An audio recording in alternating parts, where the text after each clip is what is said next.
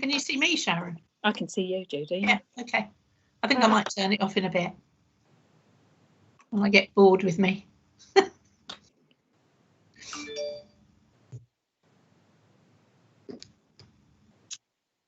Okay, welcome to the Resources and Performance panel.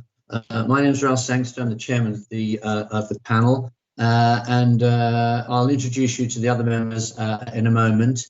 Firstly, I have a number of tasks to do in terms of reading some statements, which I'll do now. Due to the coronavirus pandemic, the Council will be holding this meeting electronically in accordance with the relevant regulations. Members of the public may also attend this meeting in an electronic capacity, and there is a link on the Council's website for them to do so. Members of the Council are asked to keep their microphones switched off until called to speak, and to switch their microphones off once they have finished speaking. Cameras may be left on throughout the meeting if members wish. If you experience connection or other technical issues, it may be helpful to switch off your camera or camera off. Cameras should be switched off if and when speaking in the meeting. To indicate a wish to speak, members should use the raise hand function. Use of the meeting chat function is exclusively for voting. At the end of the debate on each item of business, there will be a vote. Members should vote using the chat function by indicating for, against, or abstain. I will declare the results after each vote. There will be breaks during the period, and I will speak, and they will be taken after each a speaker has completed their contribution, if we're voting, that is. Other breaks will be incorporated as appropriate. I'm going to ask each of the members of the panel to introduce themselves. So first up is Judy Billing, please. Good morning, everybody. My name is Judy Billing. I am a County Councillor for the Hitchin North Division and leader of the Labour Group. Eric Buckmaster. Good morning, I'm Eric Buckmaster and I'm County Councillor for Sawbridgeworth Division. Francis Button. Hello, sorry, that took me longer than it should have done. I'm Frances Button. I'm the County Councillor for Rickmansworth East and Oxley Park, which includes Carpenters Park, Oxley Hall and Moore Park. And I'm also Chairman of the Audit Committee. Ken Crofton. Good morning, I'm Ken Crofton. I'm the County Councillor for Hertford Rural. Bob Deering. Hello, I'm Bob Deering. I'm the County Councillor for the St Andrews Division of Hertford, which essentially is the southern side of Hertford, and I'm the Deputy Chairman of this group. Thank you. Adam Mitchell. Hello, I'm Adam Mitchell and I'm the County Councillor for Broadwater and Stevenage. Richard Smith. Morning, I'm Richard Smith and I represent the Welwyn County Division. Sharon Taylor. Hello, I'm Sharon Taylor. I'm County Councillor for Bedwell Division in Stevenage and I'm the Labour spokesperson for Resources and Performance. Andrew Williams. Good morning, I'm Andrew Williams. I'm County Councillor for the Hemel Hempstead East Division. I think we are short Phil Williams at the moment, so I'll chip over to Tim Williams. Yeah, good morning, everybody. It's Councillor Tim Williams here from the Woodside Stamborough Division, which is just north of Watford. And Paul Zakowski. Hi there, I'm Paul Zakowski, the County Councillor for Hatfield South. I'm also the Shadow Deputy Leader of the Council. Okay, thank you very much. If Phil arrives, please let me know, team. Apart from that, we have no other apologies for absence.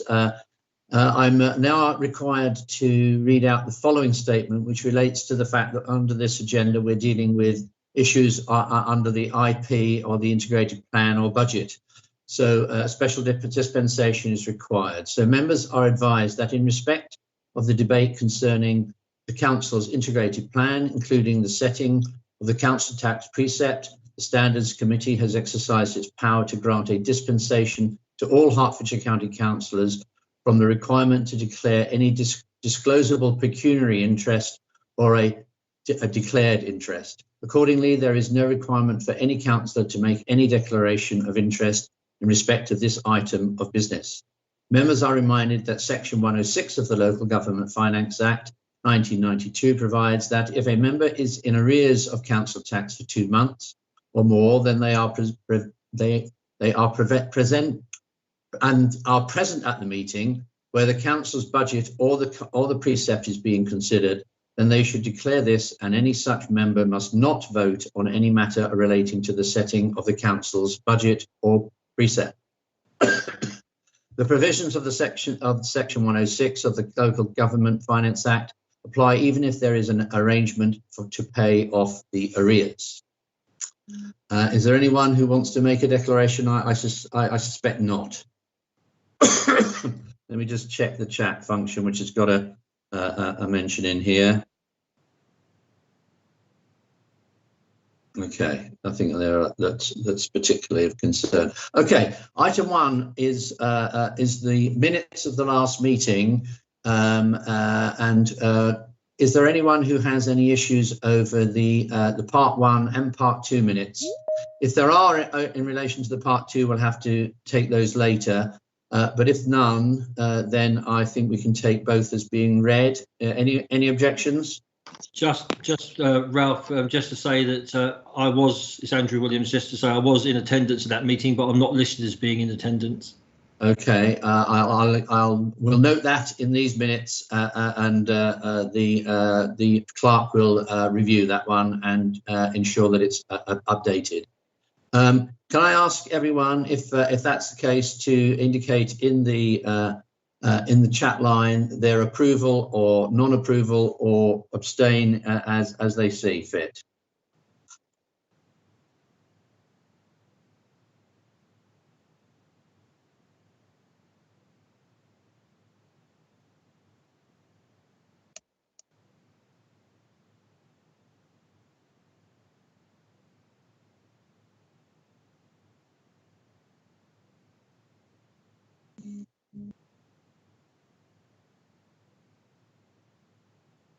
Just waiting for confirmation of that.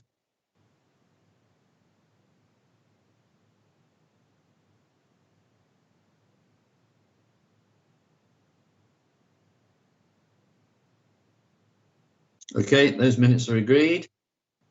We'll go on to item 2, which is public petitions. There are no public petitions. So we'll move to item 3.1, the integrated plan. And this is the resources and performance section of the integrated plan. There are four items under item 3. So can we try and compartment them in terms of discussion and or comment? Otherwise, we're going to get into a bit of a mess. So 3.1 is the integrated plan in relation to resources and performance, and Stephen Pillsworth is going to give us a short, brief representation of it. Okay, thank you, Chair. Good morning, everyone. I'm Stephen Pillsworth, Assistant Director of Finance at the Council. And exactly as the Chair says, we'll step through each of the 4 items one by one. And for each of those, we'll outline exactly which reports you should be looking at and what information has been circulated. The first item is for panel to consider the resources and performance and overall council budget elements of the integrated plan. Within your pack, you have a covering report, which includes background information on the overall council budget, but we should also be referring back to the draft integrated plan that was released and shared with all members as part of the Cabinet agenda for the 18th of January. These comments then feed through into Cabinet on the 22nd of February, where Cabinet will make the recommendations for the Council meeting the following day that will finalise the budget. So I won't go through the summary document itself. As you can see in there, there's an overview of the budget generally. You would also have the specific portfolio statement for the resources and performance portfolio, which contains an overview of issues facing the Resources Directorate, challenges and priorities for the year ahead, as well as an outline of the budget, any pressures in investments, savings, and also the capital programme. I might actually just draw your attention to one item in that. It's actually on page 210 of the IP pack within that resources and performance section. And you'll see for the Resources Directorate, actually every year across the IP, the budget for the Resources Directorate will actually be lower than the current financial year, because the level of savings the department is aiming to deliver are greater than any increases, showing that actually we're increasing the value the department offers the council. So I thought that was just one point I'd like to make. Otherwise, happy to take any questions on resources and performance, the council budget, or indeed if there are any comments that members would like to make sure in those areas are fed into Cabinet, then those will be collated and included and reported to Cabinet accordingly. Thank you, Chair. Thank you, Steve. Any questions from anyone, please? Not seeing any hand. Ah, yes, we've got a hand raised from Sharon. Excuse me, my dog's going mad because the wind's blowing the letterbox, so forgive me for that. I know it's difficult to speak about this when you're segmenting it up in the way that we have, but I'd like to start off with a few general comments. But I appreciate that there are other papers in this section on the strategic overview of the budget, which I've participated in. So I'll keep some of my comments for that section, Chairman. And obviously we'll have an opportunity to make more general comments when we go before full council later this month. But the first comment I wanted to make was, as I do every year at this time, is around the complexity of the IP and how it works. And I think we've spoken to the Chair of Overview and Scrutiny about this. It is increasingly difficult for our residents to understand in any detail how the County Council's budget works, because it is just so complicated. And I understand the difficulties in making what is inevitably a complex budget digestible. But we now have, an enormous pack of papers for this meeting. We have and that sits alongside the IP papers. It is incredibly complex, and I hope that some work can be done during the year to make this a more digestible, more transparent process, because it is horrendously complicated. And I know local government financing is. I've been sitting alongside it for many years now. The second point was around the COVID costs not being met. There's a very detailed section in the report, starts at 2.3, around the core spending power that we've been allocated by government. The Secretary of State, Robert Jenrick, said in crystal clear terms that he would meet the cost of COVID, and we had to do whatever it took to support our communities, and he would meet that. And it is quite clear from all of these reports that is not the case. That hasn't been done. We've done better than some other councils in Hertfordshire, but there is still a significant gap in the funding. And when you look at the bottom of paragraph 2.3, that the government claims this is a 5.2% increase. However, that does assume we've applied the full 3% adult social care precept in 21-22, and that the tax base has increased, whereas in fact it has decreased. So it looks as though council tax is going up and we are still having to make cuts. So you pay more and you get less, basically. And 85% of the much trumpeted increases in government funding has to come from council taxpayers. I'd call that a COVID tax, but I expect there are other people around this virtual table, that wouldn't call it that, but that's what I'd call it. So I think they're real issues. The third point is around paragraph 217, which is about pay costs. The Chancellor's statement relating to rewarding or not rewarding those, or giving a 0% pay award to those in the public sector other than health workers. I think when you think, and just yesterday we were on a call with Councillor Roberts, County Councillor Roberts, around some of the work that's been done in the VPAC cell for the COVID work. There are other many teams across the council who have worked flat out to deliver for our communities during the COVID crisis, and to turn your back on them, not reward them for what they've done, I think is appalling. We've put in a 1.5% provisional pay increase. We're not subject to national negotiations. We have our own local negotiations in local government. But, you know, I think that it's a general point, really, that we should be rewarding those staff that have supported our communities so well. The fourth point was around the business rates uncertainty, and I would like Stephen to comment on that. We've been told that the Chancellor is likely to make an announcement on business rates in the March budget statement, and therefore it makes it even more difficult to issue bills with any degree of certainty. I'd be interested in Stephen's comments on that. And, you know, the late arrival of the settlement, not until the 4th of February, and the late arrival of any information around business rates makes this very difficult. And then there are some big issues coming out of the budget, you know, whether we've provided sufficiently for climate change funding, for the issues around flooding that we're all experiencing. You know, I think the uncertainty. Sharon, I think those issues we might pick those up in the section which relates to other panels reviews. So one more question then, and that's around paragraph 2.9, which is the public health grant, when we're getting the information about that. Thank you, Chair. Okay, Stephen, you've got 3 or 4 questions there which are important, and I'm sure you've got some answers for them. Thank you, Chair. Thank you, Sharon. Yeah, it's just really helpful points there. I think the first one about complexity, I think there are 2 elements to this.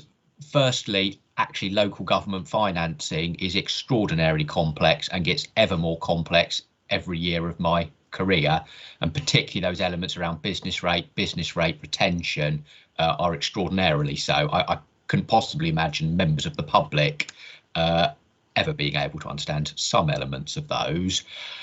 I think there's also the fact that actually the IP pack is so big. I think part of that is driven by the fact we have an approach in Hertfordshire where we effectively reanalyse the budget and represent it in portfolio format. So probably the bulk of the document are those portfolio sections, which are a positive in many respects because they enable that analysis and challenge and the whole scrutiny and panel approach we do. But they do lead to it being the substantial document it is.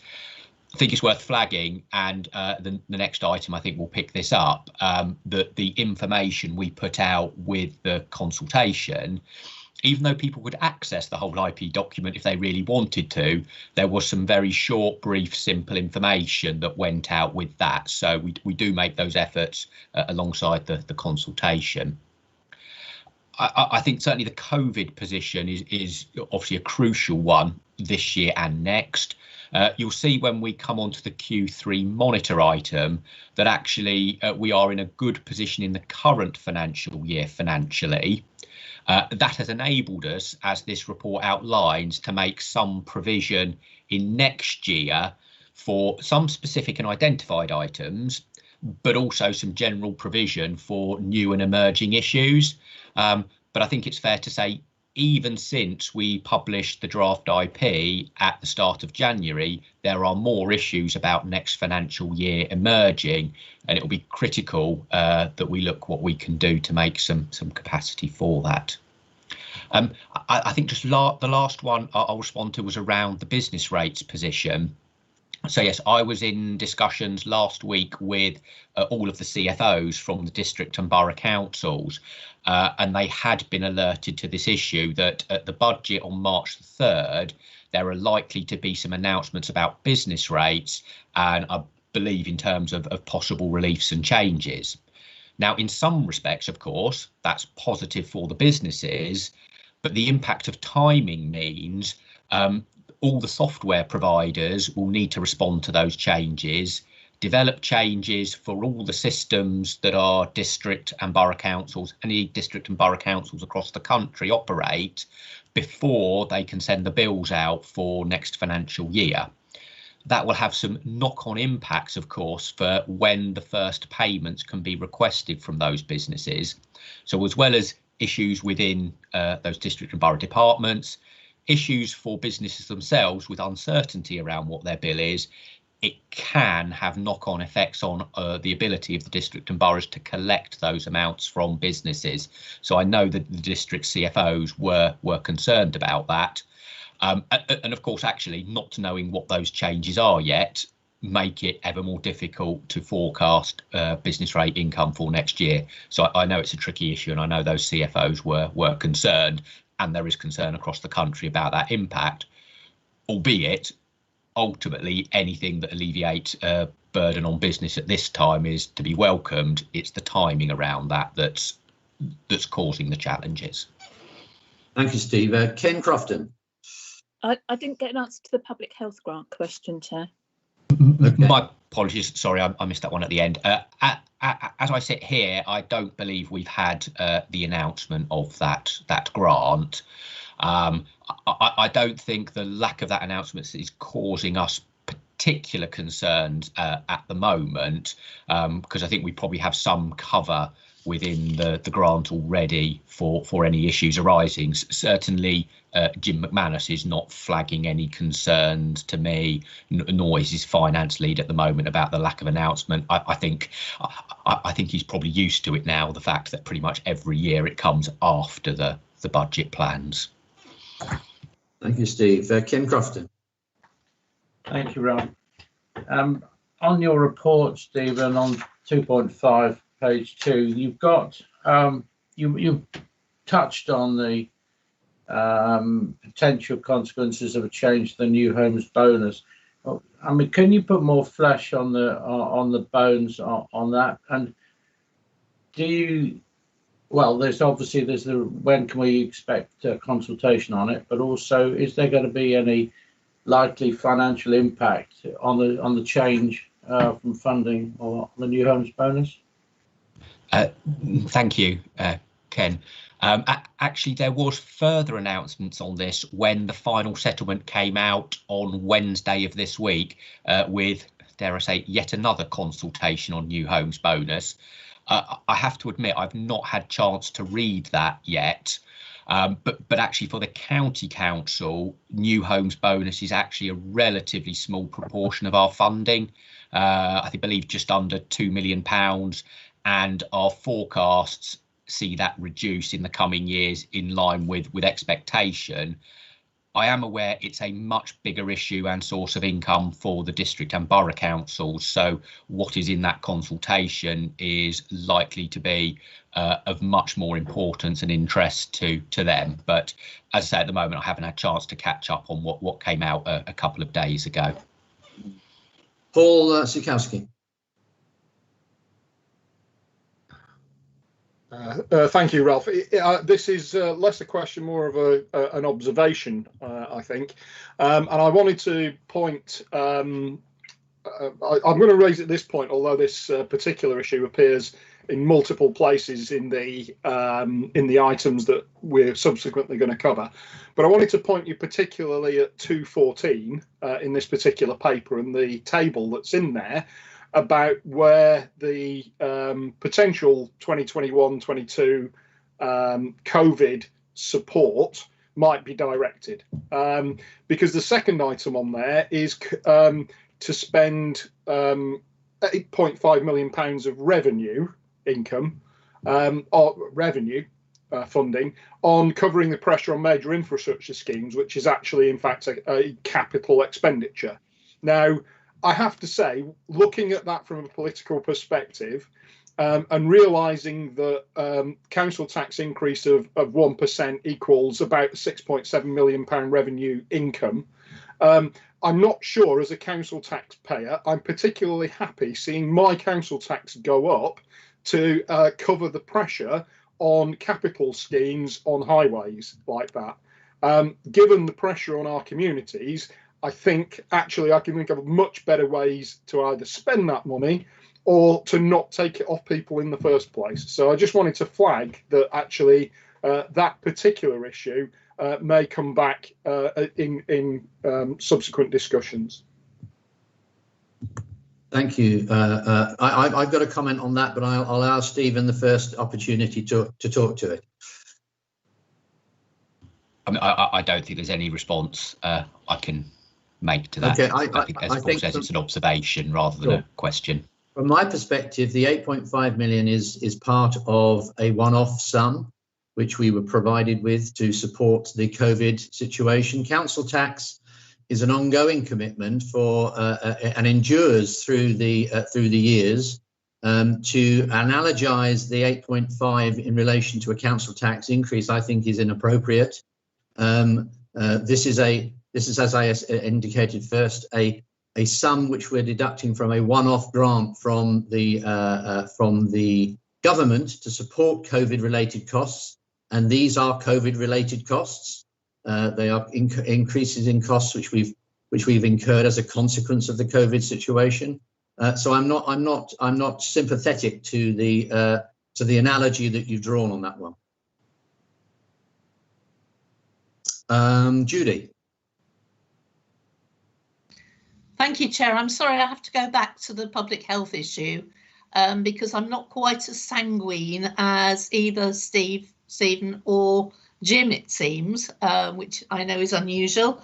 And it may be partly drawn from the fact that I spent a very long evening in a budget debate last night at North Herts Council, where the Tories argued that 10p a week was an outrageous increase, and I'm slightly nervous about how that will translate to the County Council on the 23rd of February. But specifically on the issue of the public health budget, the reason I'm a bit of a tense, nervous headache and slightly concerned still about it is that, of course, we've had many announcements in the last week or so about a redrawing of the organisation of the National Health Service. And a few people are forgetting that one of the very, very few positive things that happened as a result of the rearrangements in 2010 onwards, very few good things, was the return of public health to local government. And so I do need a tiny bit of reassurance that we don't think that the information on that budget is being withheld as part of a larger possible reorganisation that would be very much to the detriment in public health to the people of Hertfordshire. Judy, I'm going to ask Stephen if he can address that, but I'm not sure it's a question that he has the scope to answer. He may not, but I still want to put it out there. Thank you very much, Judy. Stephen, I don't know whether you've got any background information on this that could enlighten Judy into calming her concerns. I mean, not in terms of the wider reorganisation of health that there has been some coverage in the press this week, but more specifically about the public health grant. In my experience, I think pretty much in every year I can remember, the public health grant announcement has come after we have agreed our budget in late February. So the fact we haven't heard anything at this point is by no means unusual. I will try not to regard it as sinister then. Thank you, Chair. Thank you, Judy. OK, I'm going to go back to let me just bring up my appropriate what we were asked to do. The panel is also asked to identify any issues that it feels that the Cabinet should consider in finalising the integrated plan proposals. Well, I will expect the panel's admin team to extract any issues that they feel are relevant to the Cabinet concerns or considerations from the discussion that we've had, unless there's any other concerns that people would wish to raise. I don't see any other hands up. So we'll move on to 3.2 to consider the headline outcomes of the public engagement and consultation. Sorry, Ralph, it's Sure. Elaine here. Can we just take a vote on 3I first, please? Okay, I didn't see any recommendations on the order paper, but you're looking to see a vote. What are we going to vote on? The recommendation to Cabinet. We're not sure. Okay, are we taking it that you're extracting those recommendations out of the various discussions that have taken place? They will be, yes. They'll be extracted after this meeting. Okay, so can we therefore in the chat line please indicate that subject to those being extracted and supplied to the Cabinet, we're in agreement.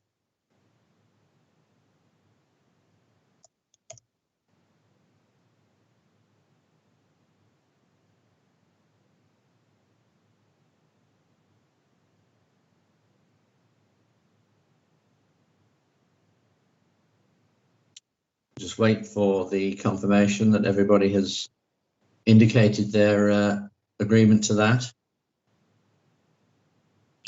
Chair, I'm having difficulty voting, but I would like to abstain, please. Okay, got it.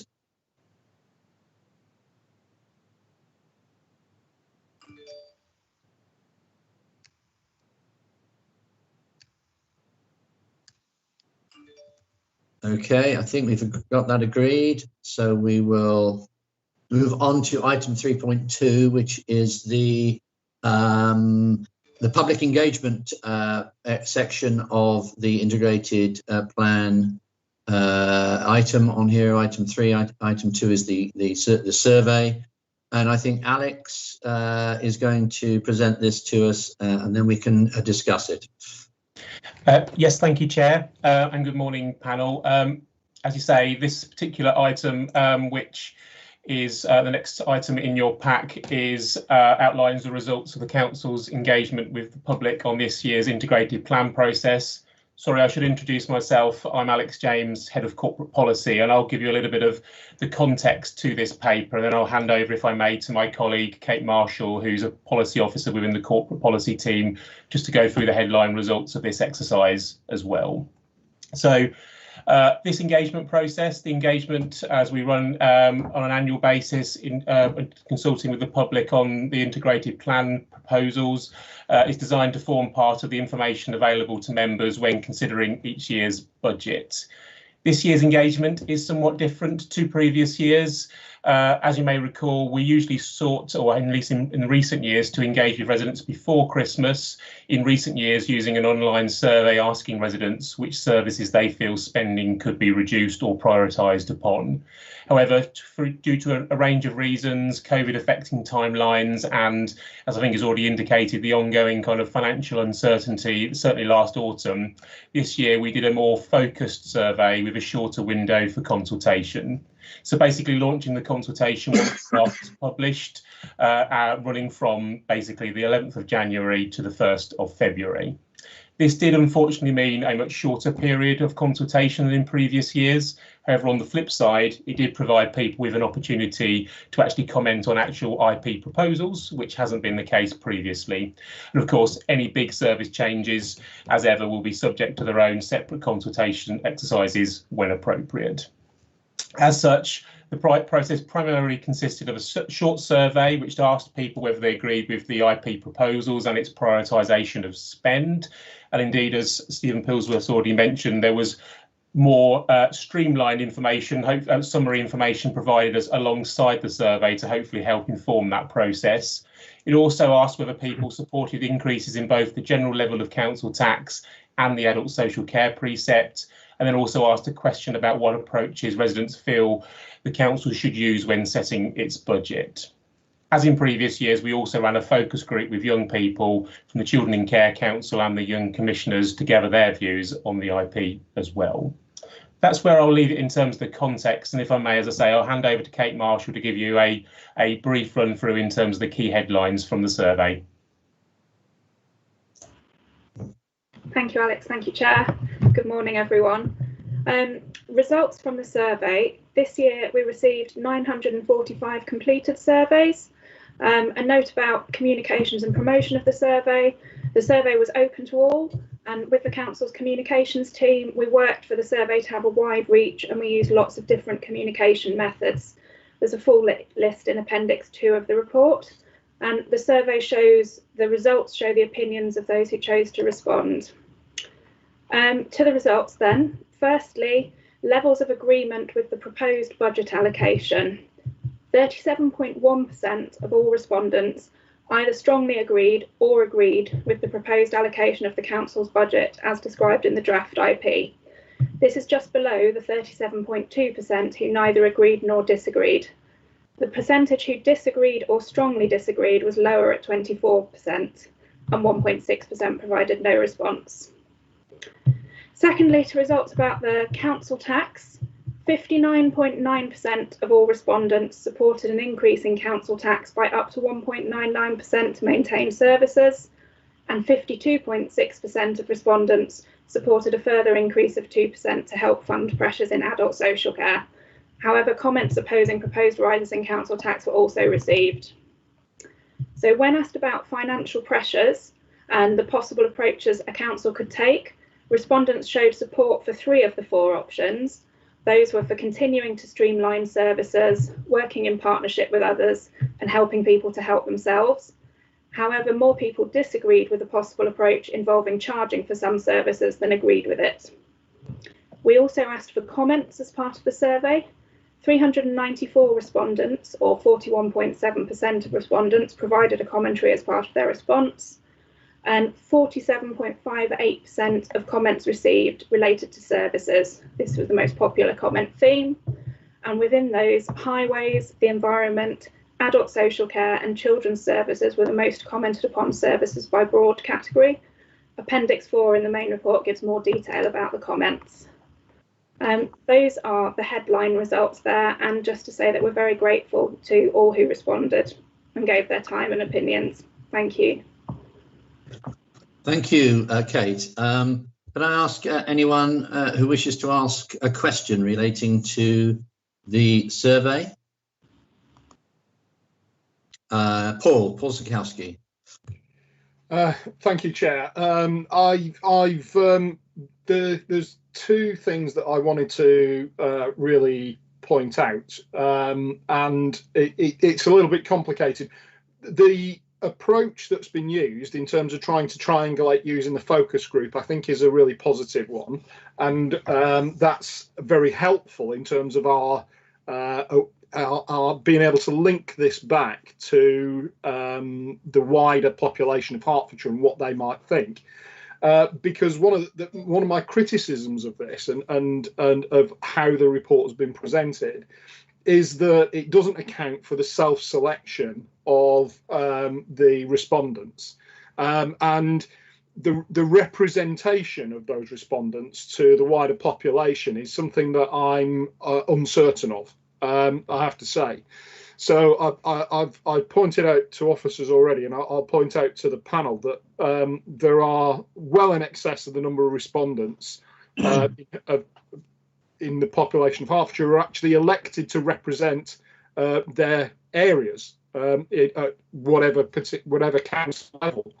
There are over 1,000 councillors at town, parish, borough and county level across Hertfordshire. So there are more of those than there are actually respondents on this survey, and there are 8,000 staff in Hertfordshire of the county council, so 8 times the number of people who actually responded to the survey. So is there some self-selection in there, and does that then bias the results towards in a particular direction? Whilst I think that the survey provides very valuable information and should continue to happen, I think the results need to be couched in terms of this is a potentially self-selecting process, and therefore the representativeness of this survey results to the wider population has to be taken in that context. Paul, I thought you'd finished there. Carry on, Paul. Coming on to the other thing and why the focus group was so useful, actually, I think it's something that we might want to put a little bit of additional effort in subsequent years, because it started to outline why some of the numbers and why some of the responses may have been as they were. And there's a particular quote from one of the focus group respondents that said, we should raise tax, but for those that can afford it. And actually, if we're raising things like council tax, actually some of the people that we're raising that tax from really can't afford it.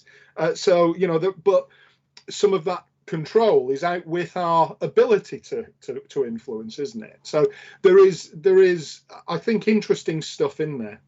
So I do kind of think that we should be doing that, but perhaps underrepresented groups like the youth are clearly why they're there. But there are other underrepresented groups in there as well, and we have ways and means of getting to those groups, and I think that would benefit our understanding of what people's responses are to the budget. I think that's what all I've got to say on this particular item. Thank you, Paul. I think you raised some interesting points, ones which are annually discussed at the meeting that we review the proposal to survey on the IP programme. I don't know whether Alex wants to come back on any items that you've raised in relation to what we've considered in the past and what has worked and what hasn't worked. Maybe there's an opportunity there, Alex, for comment. Absolutely, and certainly I take Councillor Tarkowski's point. Inevitably, these sort of consultations and surveys are always going to be self-selecting. I think that's probably the case with all consultations, and certainly very happy to reflect on how we make sure that's presented accurately in the report in the future. And likewise, as you say, we can do more focus groups. I think certainly the 3-week window we had probably restricted us somewhat this time around, but certainly something to look at in the future as to how we kind of make sure that we provide as much kind of useful information for you as members to help consider the report. So yeah, certainly very interesting and helpful feedback. As you say, something we continue to consider as we work out what we're going to do for on a year-on-year basis. So feedback we'll take into account. Thank you. Sharon. Thank you, Chair. I don't know whether it's just my agenda pack, but I've got this item. It's very confusing. The agenda says this is 3.2, but I've got it labelled up as 3.3. I find that really, I just want to make sure I'm speaking to the right report, because that's really annoying when people Yeah, I've got it labelled up as 3.3 as well. Yeah, and in the agenda it says it's 3.2, so I don't know what's gone wrong, but there's obviously some mislabelling in terms of the agenda. Anyway, my points are, I agree with Paul, actually. I think the issues around self-selection in surveys are always difficult, because you will get a skewed demographic nearly always in selection. I think the answer to this, there are two things which I think we need to think about for the future.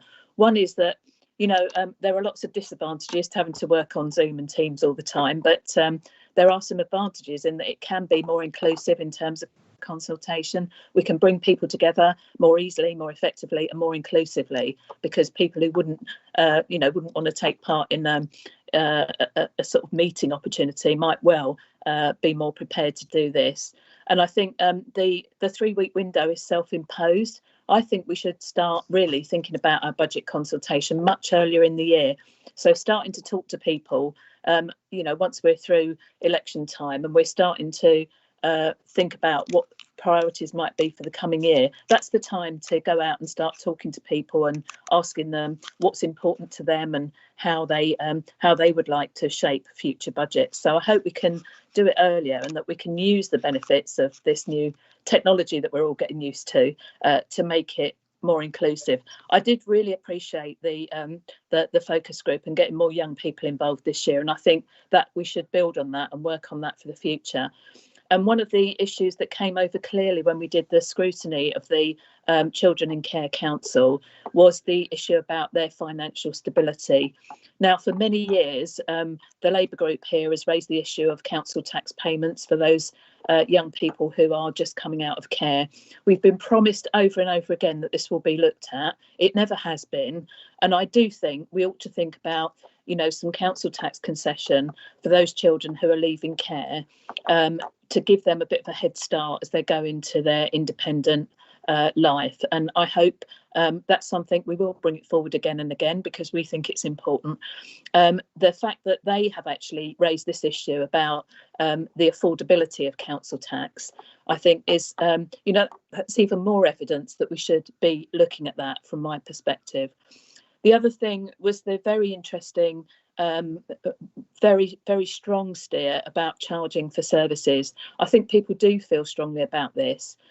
They pay their council tax, and the feeling I get from this consultation is people will, no one's happy about paying taxes, but they'll pay their council tax, but they expect that to be it. They don't want additional taxes, as they would see them, placed on top of that for other services that they may use. I think we have to take that seriously as an authority and look at whether, as we take this budget forward, that we are not imposing additional charges. And the trouble is, the likelihood is they will be imposed on those least likely to be able to afford them. So I hope we can take that as we go through the rest of the budget process, take that seriously. It's come over very clearly in this consultation. Thank you. Thank you, Sharon. I'm just going to ask Stephen Pillsworth, give him a moment to bring his microphone and camera back online. Interestingly, your comments regarding charges and fees.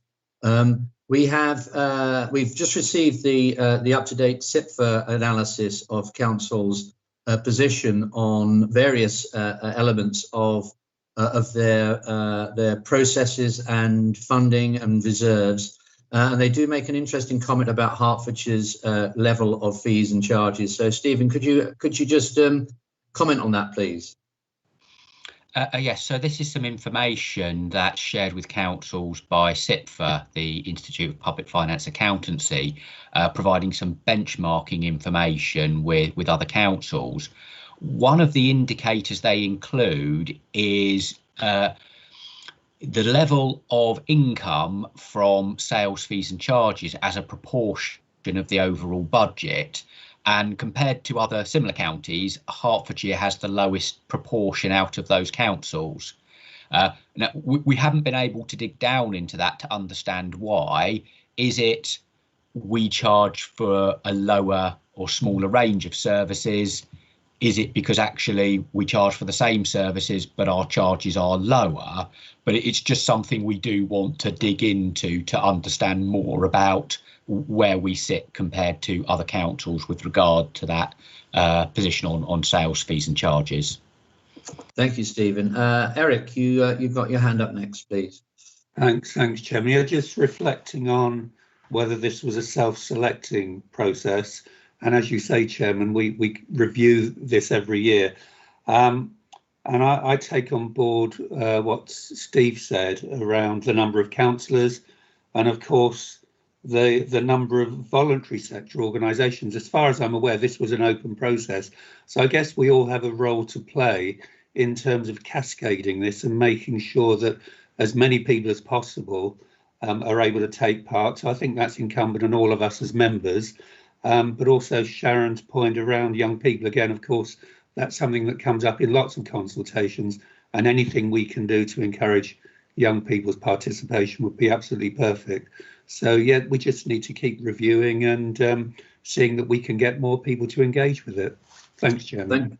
Thank you, Eric. I think a comment regarding the inclusion of the 8,000 employees in the survey might be a little bit biased in so much as they'd have to make a declaration that they work for the, in any other circumstances, they would have to make a declaration that they work for the council and therefore have an interest in the outcome of the IP. So I'm not sure that's a pool of information that's necessarily going to give us an unbiased view of the overall position. But Bob Deering, you're next. Thank you very much, Ralph. I just want to make a really simple point so it doesn't get lost, that the results of the survey are really pretty positive. There are above 50% approval levels where they count. And of course, in my experience, I've never yet encountered the perfect survey. I don't think a perfect survey is possible, is it? But we have reached out to people. We've provided a survey for people to respond to, and the effect of the responses is pretty positive. So I think we should acknowledge that. It's a good outcome. Thank you. Thank you, Bob. Francis. Thanks. Interestingly, following on the point that Bob was making, I've taken some other positives as here as well. Yes, I recognise people who reply to surveys are usually a self-selected group, and how difficult it is to get a good cross-representation. But I'm just looking now at the budget strategy, and it's always interesting to see where there is a huge majority agreeing with something and where it's balanced. And if you look at the ones where it's a huge majority, continuing to streamline services, yes, people really wanted us to do that. Working in partnerships, 88.4% welcome what we're doing, working in partnerships, which is brilliant, and continue asking people to considering helping themselves. 86.5% of the respondents agree with helping people to help themselves. So I'm reflecting on Hertfordshire's strategy, and I'm thinking, yeah, we've invested hugely in IT and online reporting services, so people can come to us, help themselves report local problems. Volunteers. We've got a huge increase in the number of people volunteering, and we're helping and encouraging people to volunteer to help their friends, help themselves, help their communities. So I took this as, yes, there'll always be areas where it's 50%, some do, some don't. There are some huge endorsements in here to the strategy that we've taken over the last few years. Okay, thank you, Francis. Paul, you've come back with a second question.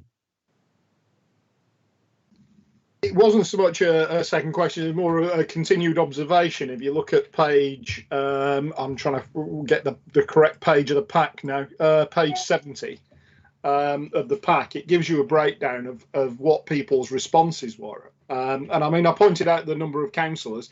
1.6% according to that self-declared themselves as councillors. Not almost 10% of the people who responded said that they were employees of Hertfordshire County Council.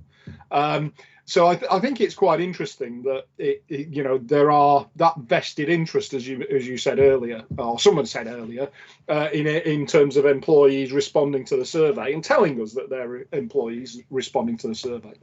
But it does show an interesting engagement. I think the thing that you should also note is that only 86% of them were actually people who were resident in Hertfordshire and therefore actually paying the council tax that they were responding about, and how that council tax was actually spent. So I think that's an interesting observation in its own right. But I think it'd be interesting to see if there is a difference between the results for just the Hertfordshire residents compared to the totality of the respondents. I think that might be quite an interesting thing to look at. Okay, thank you. Judy. Thank you, Chair. I really do think that there is limited value to be gained from overthinking the results of this particular survey for very much longer this morning. But I do think it's very important indeed to think about ways that we can improve our performance over the next years. And Sharon raised a point that I've been getting increasingly positive and excited about, which is the way that we've managed to use Zoom and Teams and other methods like this to engage far more fully. And it's been a completely, for me, unexpected consequence of the pandemic that I've held many street meetings and had participation from people who would never have dreamt of participating in any other previous form of consultation, whether it being going to an angry, shouty public meeting or filling in a form or any of the other methods, because they're able to do so in a group of people having a meaningful discussion from the comfort of their own home. And I can't stress enough how when we are able to go back to whatever the new normal looks like, we mustn't lose the really valuable and really positive ways of engaging with our communities that some of us have learnt through this dreadful time. So let's stop overthinking. It's no good, Bob, just saying you'll never get a perfect survey. I think we've had a spectacularly interesting example over the last few months of ways in which we could get very much better survey results than we have done in the past. Thank you, Judy. I think you're right in so much as this is a new dynamic in terms of the Zoom and Teams meeting arrangements that give us an opportunity to exploit what you've suggested, and that is engaging with those people that otherwise wouldn't do so. So I think Alex will probably be considering that for the next year and deciding whether that's an opportunity to get those focus groups together that we were talking about earlier. Adam, your hand is up. Thank you. I just wanted to sort of follow up on the point from Sharon and Judy about the sort of underrepresentation of younger people up to possibly 34 in this, and maybe a bit older, and that we have been using sort of new technologies, as part of the epidemic, etc. And I was just wondering if you took a comparison from this year's survey against last year's survey, is the extent to which younger people are underrepresented, has that improved? Has it showed an improvement? Because I couldn't quite see that in the report. I'm looking at sort of around page 51, Agenda Pack 51. I was just wondering, has there been an improvement from previous years in terms of the take-up of the survey from younger people? I'll ask Alex to respond to that, Adam. I'm not sure there's an easy comparison because we've changed the methodology here, but Alex, you might want to make a comment. Absolutely, and I don't know if probably Kate hasn't got sort of the details to hand, but we can certainly look. We can certainly compare, I'd say, two different types of survey, but nonetheless we can compare about kind of what the respondent kind of demographic was. I'd be surprised though, and I'm happy to be proven wrong, that actually that it will be that different. I suspect those that tend to self-select, as we've talked about, to kind of fill out this survey, tend to be a slightly older demographic, which is hence why we tend to do the young people focus group. But we can have a look to see if actually that is kind of bears itself out in terms of the hard facts. Okay, thank you. I don't see any other questions, so I'm going to put what I suspect Elaine wants me to do, and that is to ask you to say agree, disagree, or abstain in the item, sorry, in the chat box, as to whether you consider we've discussed and will take forward any of the issues that have been raised, etc.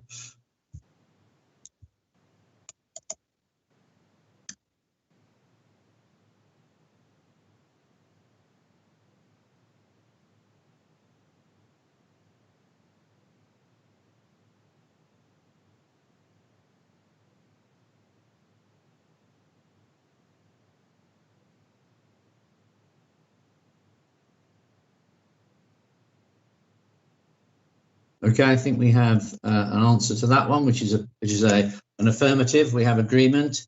I'm going to now turn to item 3.3 on the agenda. Certainly on my chairman's running order, and that's the Service Cabinet Panel's comments to the integrated plan proposals. I hope everybody's picked up the public health edition that came out late yesterday afternoon, early evening. So I think Stephen Pillsworth and Scott are going to present or at least ask questions in relation to that report.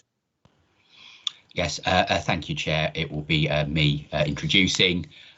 So exactly as earlier this morning, we as Resources and Performance Panel had a discussion about the resources and performance elements of the budget and the overall budget.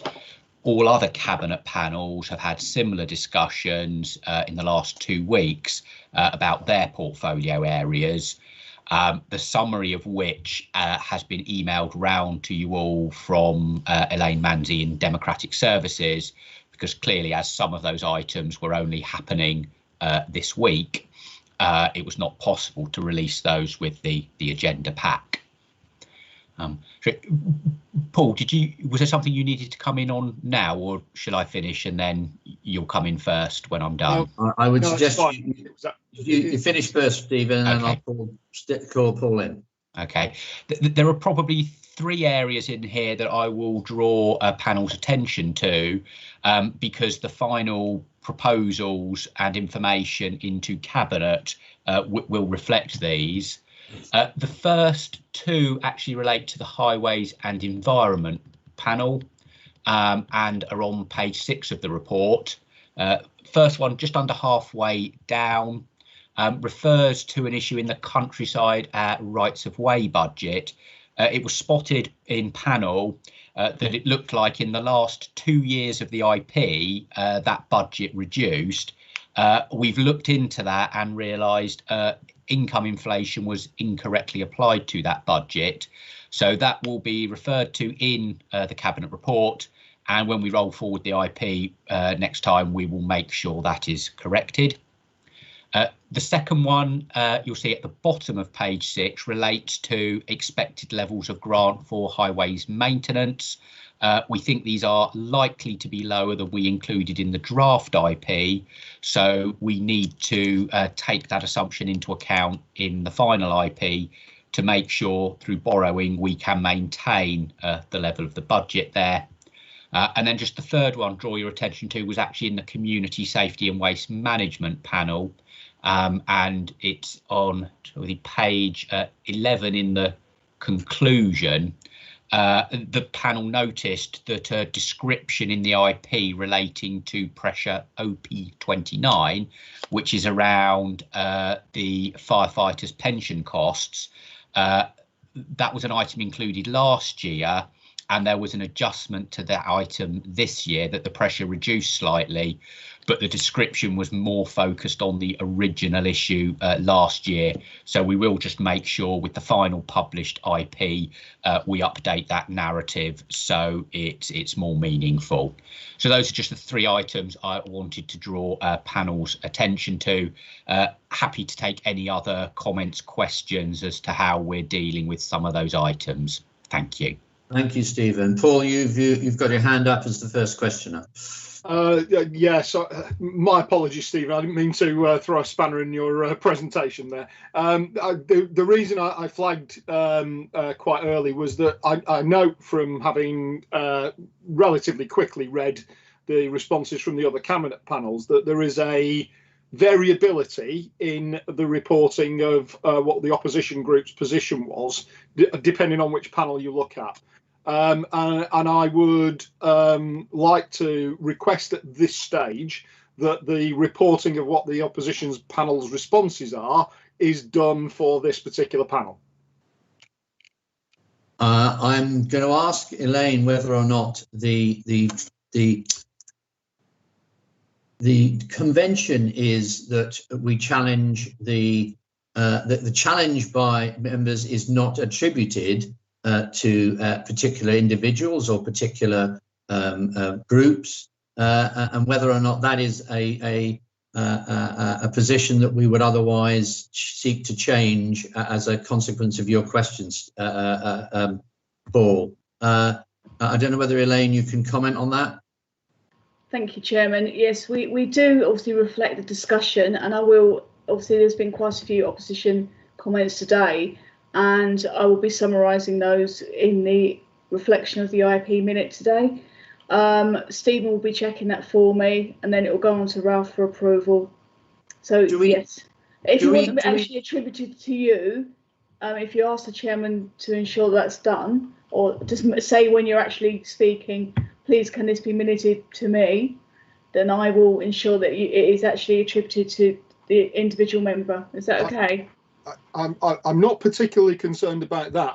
I draw your attention to the conclusions of, for example, the Highways and Environment Cabinet panel, where the conclusion... Page number, Paul? Page number 7. Thank you. Where it quite clearly states, as part of the minutes, the Liberal Democrat group abstained from the vote. There is a similar note, if I recall. Well, there isn't a similar note for the Growth and Infrastructure panel. Right. So the conclusions from that one. But you look at there was one of the other ones in terms of the conclusions has got a similar comment to it. So it seems some panels that's being noted and other panels not, and I suspect it might be to do with whether the particular groups have requested that to be specifically noted in the minutes from the panels. So if you look at page 11 again, the Liberal and Labour groups abstained. That's on the Community Safety and Waste Management Cabinet panel. And I was just looking for an opportunity to ask that our abstentions or otherwise on that particular item are noted alongside the ones from the particular panels. Okay, so I can see the issue here. Convention is that unless someone asks or a group asks for their position to be noted in the minutes, it's not. What you're asking is that the note be included in the resources and performance minutes earlier in the discussion, that the Liberal group abstained. Is that what you're saying to me? Yes, please. Fine. That I'm sure Elaine will be able to do that. We'll look into that for you. Just to say on the gripe minute, it does say in the conclusion the 5 opposition members abstained. So it does say that in the top line.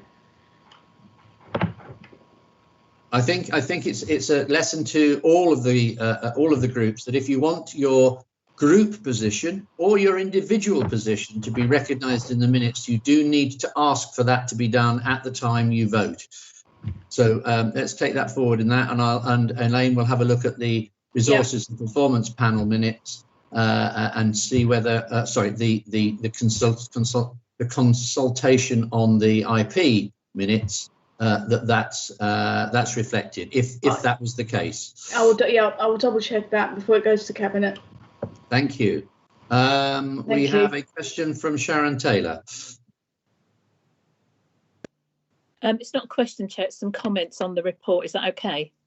As long as they're succinct, Sharon. Well, you know, I say that with... report. It's a complex report. We're entitled to have our say on it.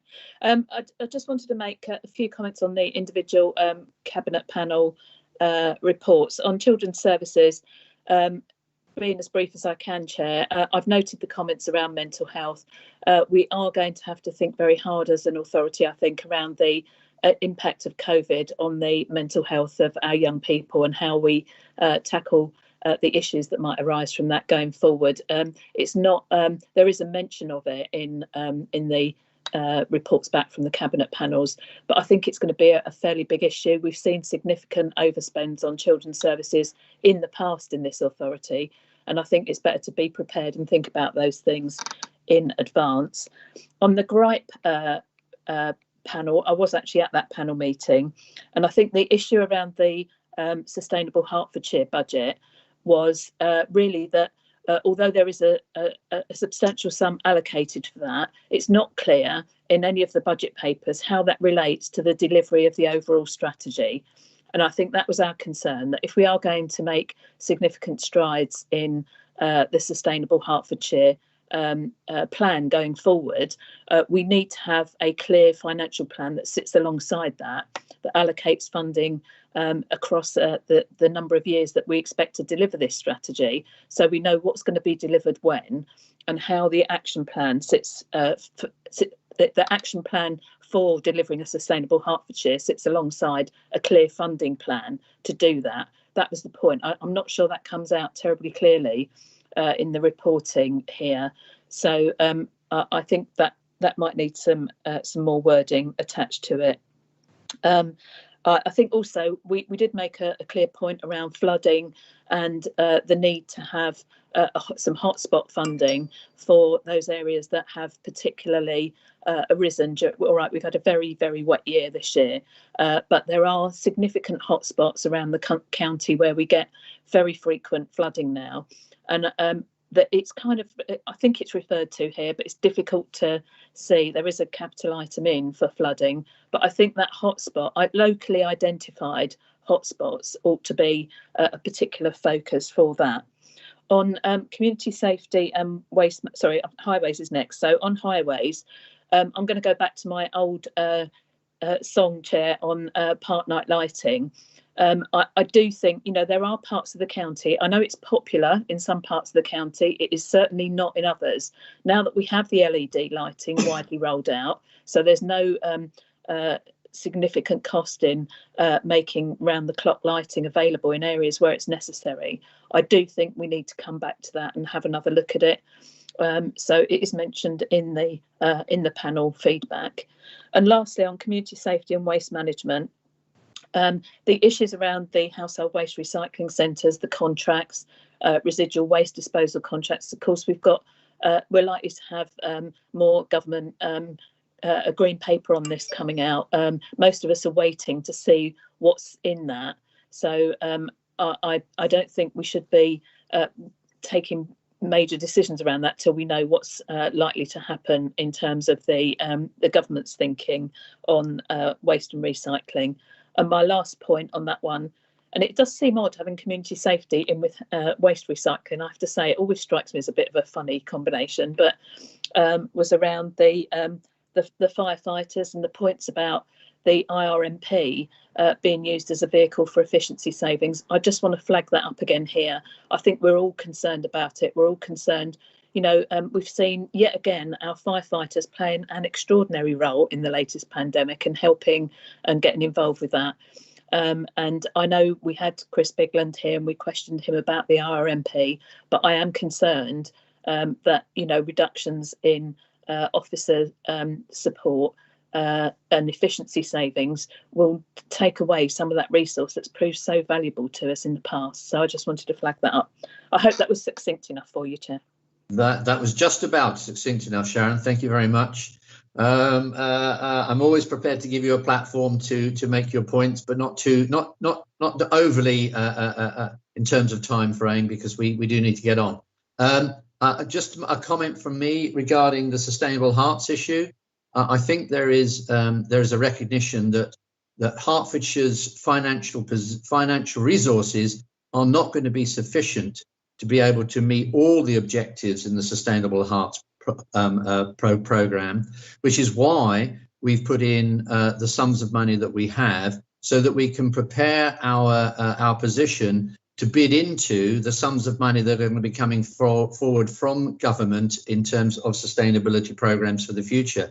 And I would point out the fact that the first application that we've made has yielded us £15 million worth of grant to address some of the energy issues in our estate.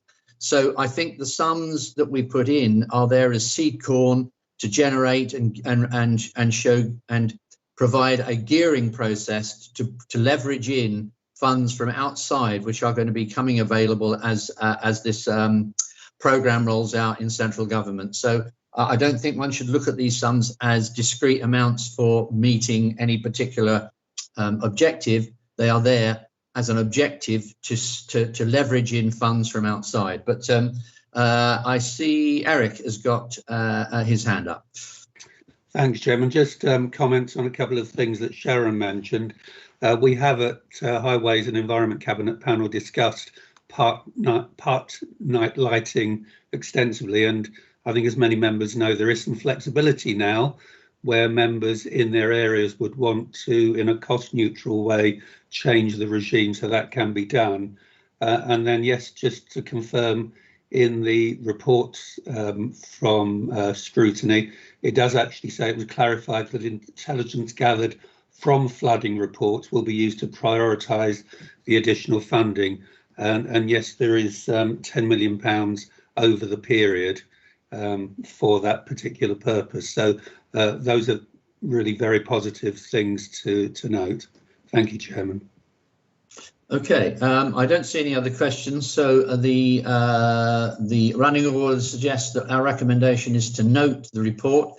So can we indicate in chat that we do so, please?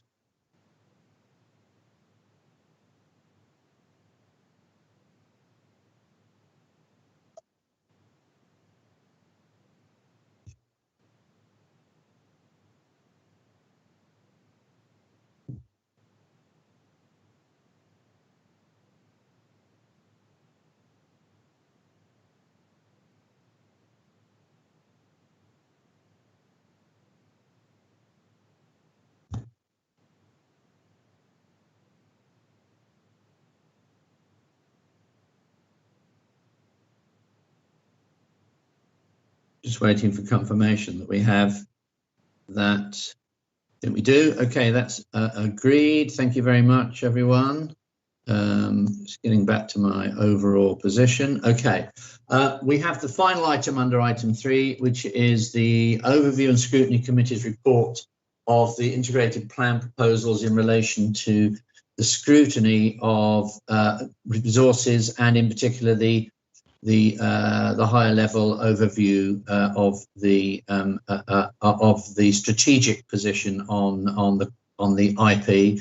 I think Stephen, Scott, and Natalie, I don't know which one of you is going to be presenting, but either of you or can step forward. Happy to briefly introduce, and then if Natalie would like to add anything, she can do so. Exactly as the chair outlines, this report brings together the results of the extensive scrutiny that members undertake on the budget, both in terms of the full day of activity on the 20th of January and then the follow-up session on the 28th, which finalised the recommendations to Cabinet and the areas for potential scrutiny later on in the year. As has already been mentioned this morning, this year for the first time, there was a session that specifically looked at the strategic overview of the budget, and I know some of the members of this panel were involved in that. So really for this morning, it's an opportunity for panel to ask any final questions, any final comments on that scrutiny process and findings before this feeds into Cabinet alongside those final budget recommendations. So I suppose, don't know, Natalie, if there was anything you wish to add. Nothing from me, thank you, Chair. Okay, I see you've got a couple of questions already. Francis, you were first. Thanks very much. Actually, I wanted to say quite a lot. I'll try and be succinct. Firstly, it was a comment I didn't know whether to make on the first item of number 3 or here. Sharon asked about the detail and the complexity and how very complex all of the council finances are. And I just wanted to say, as Chair of Audit, I suppose, that there's a difference between complexity, which Stephen drew out, and detail. And what we must never do is be seen to be hiding the detail. Now, given that there's an awful lot of detail, if we're going to try and be as open as we possibly can, I welcome anything that can simplify things, but please make sure that the detail continues to be available, because we are a very open council. Secondly, Stephen, in item 3.1, you made a comment, more issues around for the next financial year are emerging. And I made a little note of that. So I am going to ask you what is emerging now and how confident you are with the budget forecasts that you made. And then my third point is specifically about this paper. And I was on the strategic overview panel and not on resources. But I want to make a comment on the disposal of land and property, because that came up both at our strategic overview panel and the resources recommendations. Our duty, as I understand it, is always to get best value for the taxpayer, and that doesn't mean scuttling out and selling quickly parcels of land which may appear to be surplus to our requirements at the moment. My understanding is that this council has quite calculatedly looked at how to achieve best value. We've set up a property company. We recognise that there are assets which increasingly, the world moves on, more bits and pieces come forward that we do believe are surplus to our requirements. And we had a big discussion, which did eventually get popped into our recommendation at 3.1.9. We do huge business plans on how we can get best value from our investments and therefore from our returns. Just rushing out and selling stuff in order to reduce interest levels at the moment. Sometimes if you invest to spend time before you sell, you can get a far better return for the taxpayer. So almost apologies that the recommendation 3.1.9 was so long. We wanted to spell out how very well this council works in achieving best value before it decides to sell. But definitely we need a review of the fixed assets we have. But I was concerned, and I'm turning now to 3.1.16, the resources and performance recommendation. I hope I've misread it. Where it's talked about the potential lease or sale of assets is being reviewed, members would like to see greater urgency in the disposal of assets and property that are redundant. It's not urgency we need, it's best value that we need. So please don't let's scuttle out and sell stuff. Let's do some brilliant business plans. Let's get the projects right. Let's get the best long-term value for the taxpayer. And we've got some, can I say, wonderful, detailed business plans coming up later in this agenda. So thank you for letting me go on for so long, Chairman. Thank you, Francis. I'm gonna just give Emily an opportunity to get herself appropriately linked up. I know Sass is not with us today, but I hope Emily can answer this question. That we are at this moment in time undertaking an asset review, having commissioned Carter Jonas to do so, and I think Emily will be able to give us a piece of information in relation to how that is progressing and what the intention is. Yes, thank you, Chair. Good morning, panel. We have instructed Carter Jonas to undertake a strategic asset management review to identify those assets that are working well for our services, but equally to understand those that are no longer necessarily working for them in the modern ways that we are looking to deliver services across the county. That is a service by service review, and we will then be looking to determine projects for the future, both short, medium and long term, that we can look to take forward, and how we can drive the best value for the assets that we need to retain, but equally for those assets that we need to potentially look at replacement, refurbishment, or other form of change. It's a big project. It will take a number of months to come forward, and there will need to be meetings held. We're looking to hold meetings with all of the individual services, all of the property teams involved, so we can include aspects such as sustainability, condition surveys, what any future use of those assets might be, whether or not they have the potential to be something more valuable, if you like, so that we can then make some fully informed decisions, and, as Francis has referred to, these business plans as to what is the right decision for each of those assets going forward. Part of that delivery is also giving us the tools to be able to do that on a more regular basis going forward as well, so that we have a methodology and approach, if you like, that can be applied across the estate time and time again by putting in key data and information that we gather across the portfolio to be able to make fully informed decisions with our services going forward. Thank you, Emily. Sharon, you have any questions? Yes, thank you.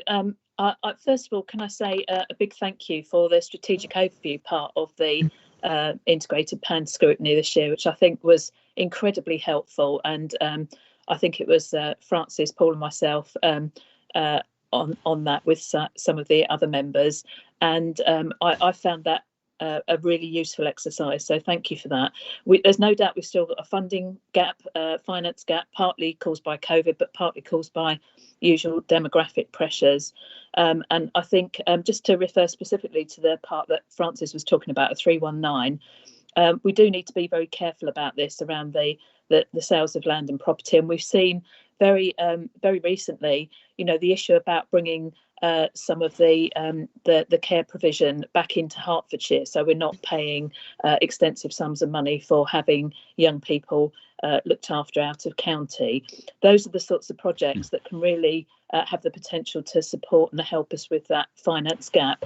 So I appreciate Emily's input, and great that Carter Jonas are having a look at this, but I think I'm interested in the member engagement on that going forward, and whether we'll do that through this panel, Chair, or whether it will go through the member advisory group that's set up for land and property issues. But I do think we need to think very hard about our asset base and what we're doing with it for the future, and its role in supporting the position. And I think but that there will be a need to move quickly on some of it, but with great care, to make sure we're not disposing of assets that we could use for more efficient and effective purposes.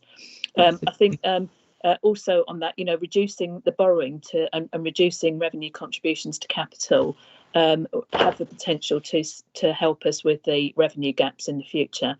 And I also wanted to mention the transformation. It's very clear in the report at 3116 and 3118 that we feel that the issue around transformation as it currently stands, if we just carry on doing it the way we do, is not going to deliver enough for us. And we need to think about that with perhaps some more radical options around transformation to meet the gaps as we go forward. the ability of it to continue delivering, if we just carry on doing it the way we are, is limited. I think things like, you know, we've brought some of the services back to direct service delivery. I think there's huge additional potential still there for that, and I think we should be looking at some of those big picture strategic issues for the future. But thank you to all of the team for supporting this strategic overview part of the budget review. I found it incredibly helpful. Thank you, Sharon. Stephen Pillsworth, I think, wants to come in firstly to answer one of the previous questions put by Francis, but I think also it would be helpful, unless Scott is with us today, Steve, if you address the transformation issue as well that Sharon just raised. Scott is in the meeting, so actually Excellent. I'll answer the first one to address that. And in the meantime, he can be thinking about the transformation item. But you're quite right, Chair. There was a question Francis raised prior to the one about property disposals around the impact of COVID and where we thought we are.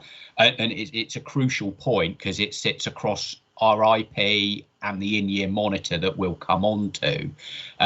Clearly, in terms of the budget for next year, a lot of the work behind that is done in the autumn, and it pretty much comes together during November. And in December, we're awaiting the settlement and we're preparing the IP pack. So actually already some of that information is 2 to 3 months out of date, which in the current environment is a huge amount of time, and very clearly things have moved on, most particularly, of course, with the fact that we are in another lockdown, and including schools being closed for the majority of pupils. So that is undoubtedly having an impact financially for this year and next. Some of the things we're seeing, though, in some cases, it's costs we might have expected to have occurred this year that we now think might shift into next financial year. And of course, in many respects, 31st of March is a very arbitrary and artificial deadline as far as the pandemic is concerned. But just to give you an example, we have been concerned that within children's services, we would see, particularly after schools returned, a fairly significant increase in referrals for work for children's services. Again, that's almost been delayed because the schools are back off. So we do expect to see that happen. Certainly the advice from Jenny Coles is we expect to see that to happen, but that might shift into next year. There's also some issues that undoubtedly some of those assumptions we were making back in November just no longer hold. So actually back in November, we were still expecting the Libraries for Life partnership to start on the 1st of April, having been delayed quite sensibly because of the pandemic. But clearly, as we sit here, that's not going to happen on the 1st of April. So that means we're not going to get the level of savings next year that the budget includes. And we will have to manage that as part of our overall position. So certainly, compared to November, our forecasts of likely COVID costs for next year are increasing. The budget, of course, did include provision, and I think we looked at that table in some of the earlier papers for increasing in costs next year.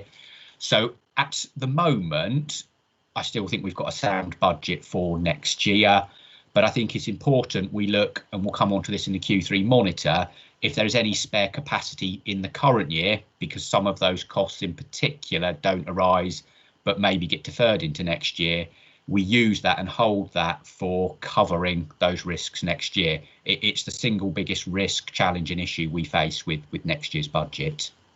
Thank you, Stephen. Paul, I'll bring you in a moment, but I'll ask Scott if he'd address the issue of transformation and how we're managing that now.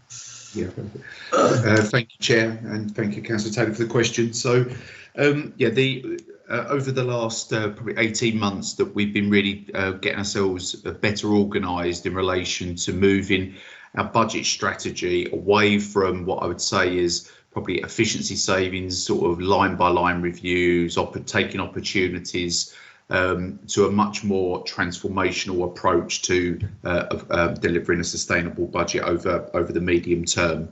We've established investor transform funds and reserves that has been a discussion amongst this panel in the past, and that money there is to pump prime the sort of levels of changes that we're needing to make, that are going to hopefully deliver millions of pounds worth of savings over the longer term.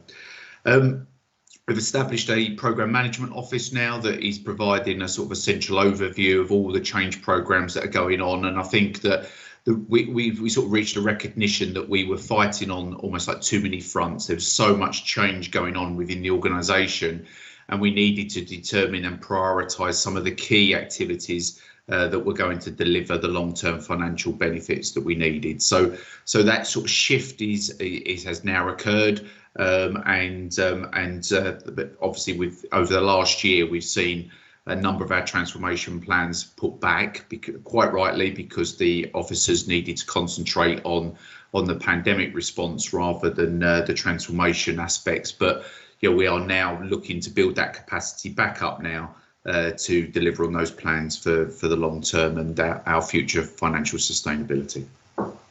Thank you, Scott. There was a phrase in the report that came back from scrutiny, which I think I understood, but I also thought was perhaps less than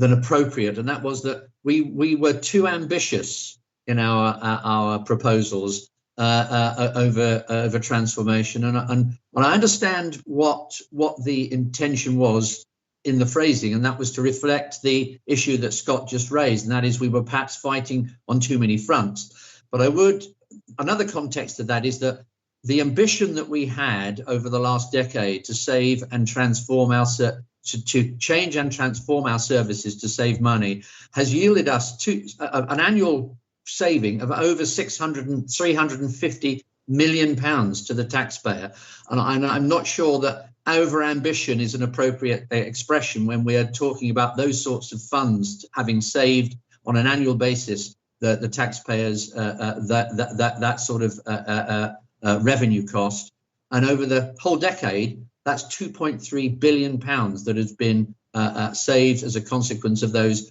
over ambitious proposals that were being brought forward. So Paul, you've got a question. Well, it was more a response, really. I just wanted to pick up on some of the language that Councillor Button used there. Whilst we're talking about disposal of our assets and getting best value for the taxpayer, absolutely we should be trying to get best value. But what results from that attempt is land banking, which is what effectively the council appears to be doing inadvertently, I hasten to add, then I don't think it's actually getting best value, because I'll point out that just at I think it was the last cabinet panel, Resources and Performance cabinet panel, we discussed the disposal of the site in Watton at Stone. Now I point out that site was declared surplus when I was in my 20s. It was declared surplus when the sitting borough councillor had yet to be born. Now, when we're holding on to assets for multiple decades, declaring the idea that we move a little bit faster on that as scuttling is just not credible. We're moving at what I would have probably described as a glacial pace, but actually on some disposals, we're moving at a more geologic pace. And I think moving a little bit faster than geologic and maybe getting towards glacial is probably a good thing. So, when best value stops us actually doing anything at all, and we continue to incur maintenance and security costs for multiple decades on sites, that is not getting best value for money. So I really do think there is a good direction that the council is currently pursuing, and I think it needs to do more. Okay, thank you, Paul. I'm not necessarily going to agree with your characterisation of our current methodology. I'm not going to ask Emily to come in and counter the proposal, because I think it would be inappropriate at this point to challenge that situation. But I think the situation is that there are many reasons why we hold on to pieces of land, some of which may be apparent and some of which may not to the casual observer. I don't think we sit around holding on to land just because we want to. We do so because there is a good reason for doing so, but I'll leave it there. Francis, you wanted to come back. It was just a little comment really on a couple of points. I'm thrilled that the County Council held on to the Little Firs school site in South Oxley for years and years, because we always recognised the huge pressures in that area. And it's now going to be a site perfectly placed for a new residential care home facility.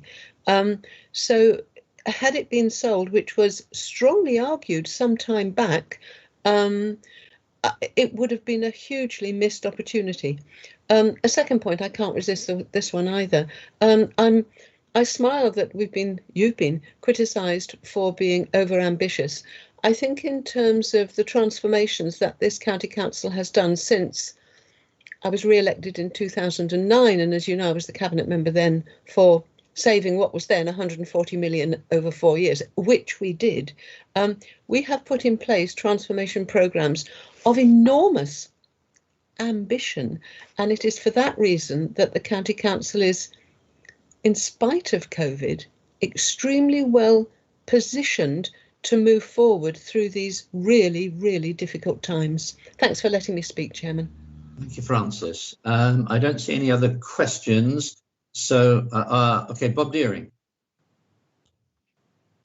Yes, sorry, Ralph, that was a late hand, wasn't it? You did well to spot it, I think. I did just want to come back in relation to one comment of Paul's and say that the County Council plainly is not maintaining a quotes unquote land bank.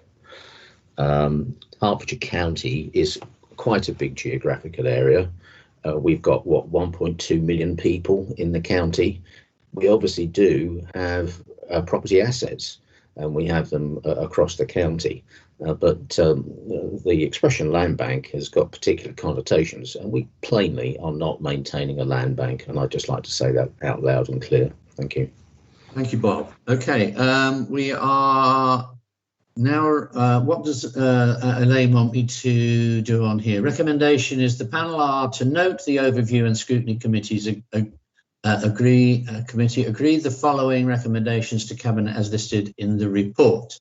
Okay, I don't think we're here to amend the recommendations. So we've noted them, we've commented on them. So can I ask everybody if they would please accept or otherwise the recommendation on the order paper, please.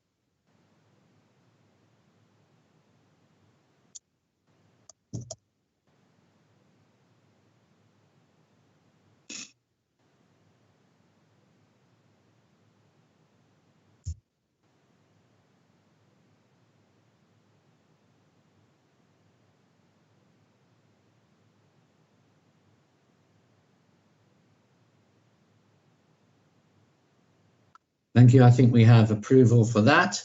Now we've got to 11:37, and this seems like an appropriate time to take a short break before we move on to the substantive items following. So I'm going to suggest that we come back at 11:50. That's a 10-minute break to resume our deliberations. And I expect the management team will take us offline accordingly and re-establish communications with the outside world at 11:50. Thank you very much.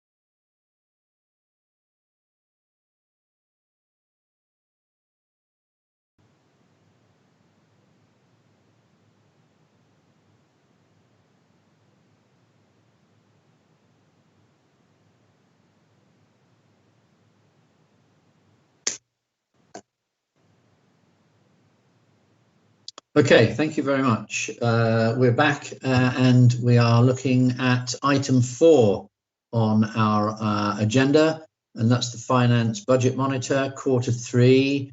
I think, Stephen, you are presenting on this one. That's right, Chair. As you say, having looked at all the IP items and the budget for next year, this report brings us back to looking at the position in the current financial year. It's our third quarter financial monitor, including forecasts to the end of the financial year. It goes without saying that it's been a quite exceptional and extraordinary year financially because of the impact of COVID. That's been both in terms of costs for the council and how we have managed those, including through the use of government grants, but also the impact that has had on our ability to forecast what's happening across the rest of the budget. It's also impacted in those areas right across the council. You will see from the headline figures at the moment, we are reporting on the COVID side of things, an overspend of £4.5 million. That is, our costs exceed the grant available by £4.5 million. But across the rest of the council's budget, an underspend of £6.4 million, and hence if you combine the two, that's a forecast underspend of £1.9 million, which is an improvement from the second quarter's forecast position that was an overall overspend of just under £3 million. Now, it's certainly not an exact science, that split between the two. There is quite considerable overlap. Just for example, we're reporting pressures from additional numbers of children looked after on the COVID side, but actually it's really quite difficult to disentangle what's driving those. Is it COVID? Is it other factors? Similarly for waste, the additional pressure caused by additional volumes of waste is reported on the COVID side, because quite clearly it's COVID driving that. But the knock-on effects that has in terms of AFM payments is held within the overall council position. So I just wanted to flag that split is not, as I say, an exact science. Nonetheless, there has been an improvement since the Q2 position to that forecast underspend position, which is obviously helpful for the council, especially, as we've mentioned earlier, compared to some of the challenges that I know are faced up and down the country. Although we are forecasting that underspend, I think forecasting this year, as I mentioned earlier, has been extraordinarily difficult. And I think it's worth drawing a panel's attention to the section on risks and uncertainties on page 96 of your pack, and particularly some of the issues we are facing in adult social care. Now, within this area, there has always been this year, since very early on, an underlying underspend in that budget because, quite tragically, there are fewer people we are supporting. We had expected for most of the year that underspend would be fully utilised, providing the support out to adult social care providers. Indeed, it would take that underspend and a substantial amount of our COVID money. What we have been seeing in the latter part of the year is that run rate of the cost of supporting providers has been less than we were expecting. And we think that's driven by two main factors. Firstly, there have been additional grants coming through for social care providers through things like the Infection Control Fund, and also PPE, the protective equipment. The government portal seems to be meeting and providing the needs that those care providers have, so they're not coming back to the council to meet the cost of that. So it remains to be seen exactly what happens in that position in the last quarter. Clearly, it's difficult to predict because with winter, with everything that's happening, it's the most demanding quarter for those care providers. But we do flag that if the run rate there is lower, and given some of the other impacts around the second wave, we could see an additional underspend within adult social care. when we get to year end and report the final numbers. Now, clearly, as we've already discussed in this meeting, there are a number of COVID-related costs and issues that are either slipping into next year or are emerging as additional items and potential cost in next year. So the view would be, if there is any capacity further underspend, then it would be sensible to utilise that to help us respond and meet those COVID costs in the future. And obviously, clearly, when we come forward with the final year-end report, we can outline exactly what the final position is and the plans around that. So thank you for that, and happy to take any questions on the Q3 monitor report. Okay, has anyone got any questions for Stephen on this report? Sharon. Thank you, Chair, and thank you for the summary of the risks, Stephen, both on page 8 of the actual report, and I just had a close look at those, and I just wonder, I know but any budgeting this year has been like, you know, trying to use a crystal ball, but I just want to know that there's some very big potential risks still in there. Particularly around the last bullet point, which is income receipts from council tax and an NDR. To a certain extent, the county council is protected from this because of the way that the collection fund system works. So districts have to pay the money over whether we get it or not. Although I know some arrangements have been made to assist with that. But I'm just, you know, it'll be interesting when we get to Q4 to have a look and see how that's playing out. Our experience in districts is that this is getting worse as the pandemic goes on, as you know, people are being very hard pressed in their personal budget. So I'm interested in seeing how that works and whether there's any risk associated with public health funds, or are we getting enough additional funding in for the various different work streams to support the huge amount of additional work that's gone on around public health. Those were my first two questions. The next question's around the McLeod judgment on page 98. Whether we have any idea yet of when we're going to get news of that. Is it likely to be affecting and impacting on this year's budget, or will it likely to go into 21-22? And I did have a look through the IP programme, but I couldn't find the actual amount that is predicted to be the cost for Hertfordshire of the dealing with the outcome of that judgment. My last one is a very parochial one, Chair, forgive me for this, but it is important to our residents. On page 97, one of the risks is bus service cuts. This is a really difficult issue. I understand the bus operators have got a real issue at the moment because people aren't using the buses, but some of the demographic that use our bus services are people that will be shielding at the moment. What will be terrible is if when they come out of the other side of the pandemic, when everyone's had their vaccination and when we start being able to go out and about again, they find there are no bus services left because all the bus operators have gone under. I don't, you know, it's not entirely a Hertfordshire issue, this one, but I do think we need to think about it very carefully. And I reflect back on, there's a particular bus route in Stevenage, the number 10 bus, which I've had to help support out of my highways budget and, you know, and my locality budget in the past to keep it going, because it delivers an unusual bus service that takes people to chiropody, to doctor's surgeries and so on. I just think we've got to think very carefully around the provision of these bus subsidies over the end of the the immediate phase of the pandemic. Otherwise, there'll be nothing there for our older residents or to support those who just want to, use their experience of the pandemic to go from getting in their car to go everywhere to using more sustainable forms of transport.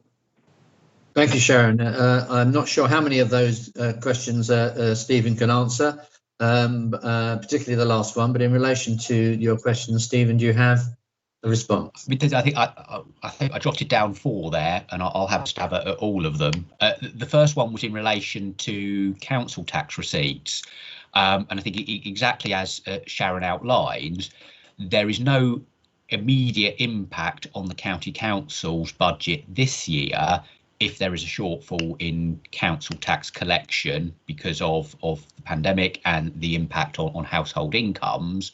what effectively happens, that gets rolled up and fed into next year's budget. So all of the information and forecasts that have been provided to us by the district and borough councils around collection in the current year, we have fed into next year's budget. However, as I think as we touched upon earlier, that is a really difficult forecast and assessment to make. So there is a potential that those forecasts don't bear out, and effectively then that rolls into the impact and position for the 2022-23 financial year. So as part of our IP deliberations and risks, some of the issues we've thought about are, well, what if in that financial year actually, there isn't the rate of collection for this year that we're expecting? There's also some impact next year, and what might be that impact. So it's certainly something we're very live to, but recognise how difficult that is to forecast. The second one, I think, was around public health costs, I think particularly linked to the COVID response. And actually one of the things we've got in this monitor report, but also in your next item about COVID, there was a request last time for some more information, a bit more breakdown on the various grants we are receiving, including those that are paid to the county council but are to be utilised by all partners across Hertfordshire. And you'll see those in particular page 10 and 11 of the report, pages 92 and 93 of your agenda pack, which includes items like the Outbreak Management Fund and some of the other grants relating to test and trace. And those are the ones that are being used extensively to support the activity in that area, including some of the activity we've seen, just for example, recently in the EN10 area. And then just very briefly at the end of that section, it includes just a few bullets on some of the areas that's being spent on. And again, another example there around the £2 million that was agreed recently for boosting self-isolation support. That's coming from that grant. And you can see that grant's overseen at an officer level between public health leads at the county council and environmental health leads across the districts. That's where suggestions, proposals, requests come through. But also I'm aware there's a separate board with all the leaders of the county and district and boroughs that get regular updates on what that money's being spent on. So at the moment, we have not committed all of that funding.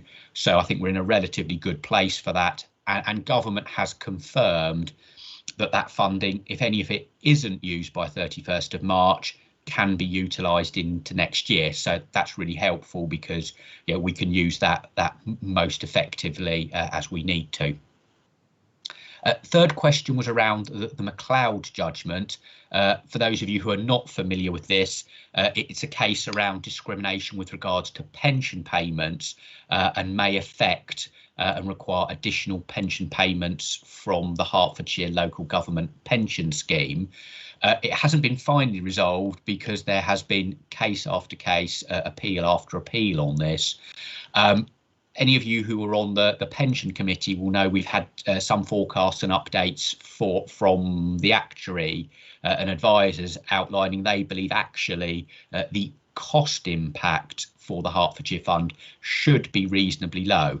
I think somewhere in the region of about 0.5% of our total liabilities, which is actually a relatively small number.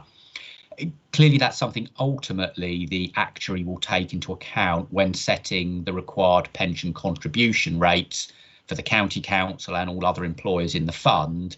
But at the moment, for the forecast for the next few years, they did not feel the need to change those contribution rates for McLeod alone. I think partly linked to the fact it's such a small sum. And then just lastly about bus operators, I think all I would say on that one is it is a definite concern for exactly the reasons you outline, Sharon. We know there are a number of routes across the county that wouldn't be viable on their own, and the council subsidises by making payments to those operators. Clearly, there is a risk that with reduced passenger numbers, that could further affect viability of other routes. So as I sit here, I don't know if we have yet had any direct approaches from operators, but it's certainly one of the risk areas we're aware of for next year where COVID could have that ongoing impact. I think I covered all of them. Was there anything else? Thanks, Stephen. I think you did. But I see Paul Sikowski has got a question, so you might want to stay online. I'll take it that was you calling me, Ralph. It was indeed, Paul. Thank you, Chair. I've got 4 questions for officers presenting this report. Question 1 relates to item 2.7.2 on page 124. The bottom of that page is also labelled 42 of that particular section. There is a commentary in the commentary. And in the table next to it, it suggests that the lead local flood authority grant has ceased, and it suggests that the MHCLG have not continued funding the lead local flood authority. And I just wanted some confirmation that is actually the case, that the government have stopped funding the lead local flood authority, because it seems a rather unexpected and unusual step for the government to have taken. Question number 2, item 3.2 on page 130 refers to the Ware household waste site, and I've alerted Stephen to this question already, but the question, so I'm hoping that he'll have the information now, although he may not have, because it was only yesterday we talked about this, but it would seem that there is a 33% overspend on that site. Now, Stephen did say that it might be because it's a multiple year project, but I just wanted some clarification about why there seems to be such a significant overspend on a particular project that's come to fruition and is open and is running. Is it just some explanation of what was going on there? Question number 3, page 132, is the ICT refresh. And I just wondered whether that was actually offset by other savings, and it's more than a doubling of the budget that we were expecting for refreshing officers' ICT, and it seemed quite a big increase. I understand that the impacts of home working may well have driven that increase and justify that increase, but it raises a question in my mind as to whether the kit was in the first place inadequate, and whether our running budget prior to that might have been being underfunded, leading to that particular needed uplift.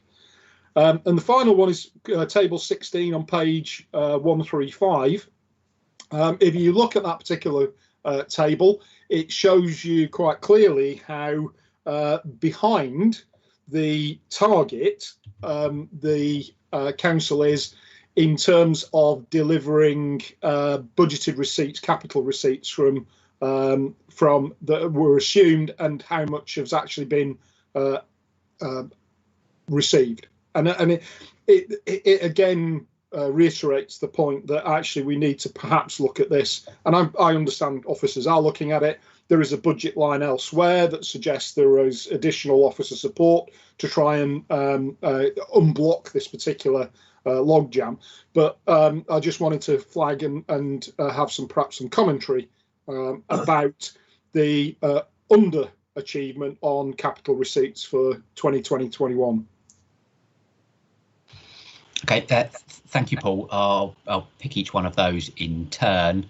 The first one around the flood grant. When we set the budget, we include several elements of grant. The first is the core revenue support grant the council receives. The second is a range of smaller specific grants. What's actually happened, and this does tend to happen over time, this flood grant got subsumed within the council's main revenue support grant. There has been a bit of a trend of trying to reduce the number of individual grants and just have the council's core grant. It looks like, looking back, we didn't pick that up at the time the budget was set.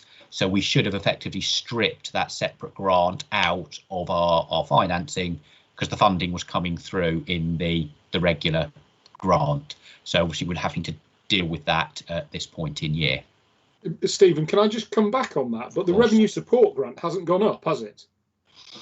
I mean, there are issues, of course, and there is a little.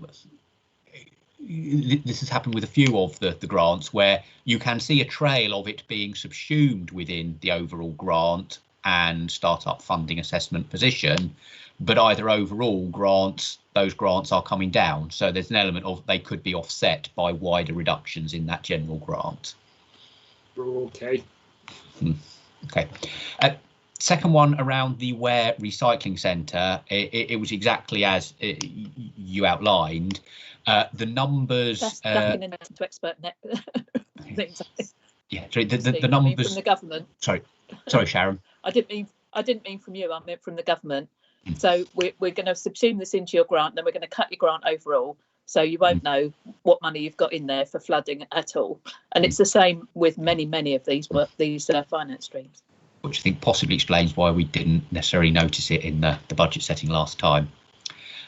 With regards to the recycling centre costs, you are right. The numbers in this report only show the expected budgeted spend for this financial year of that capital scheme.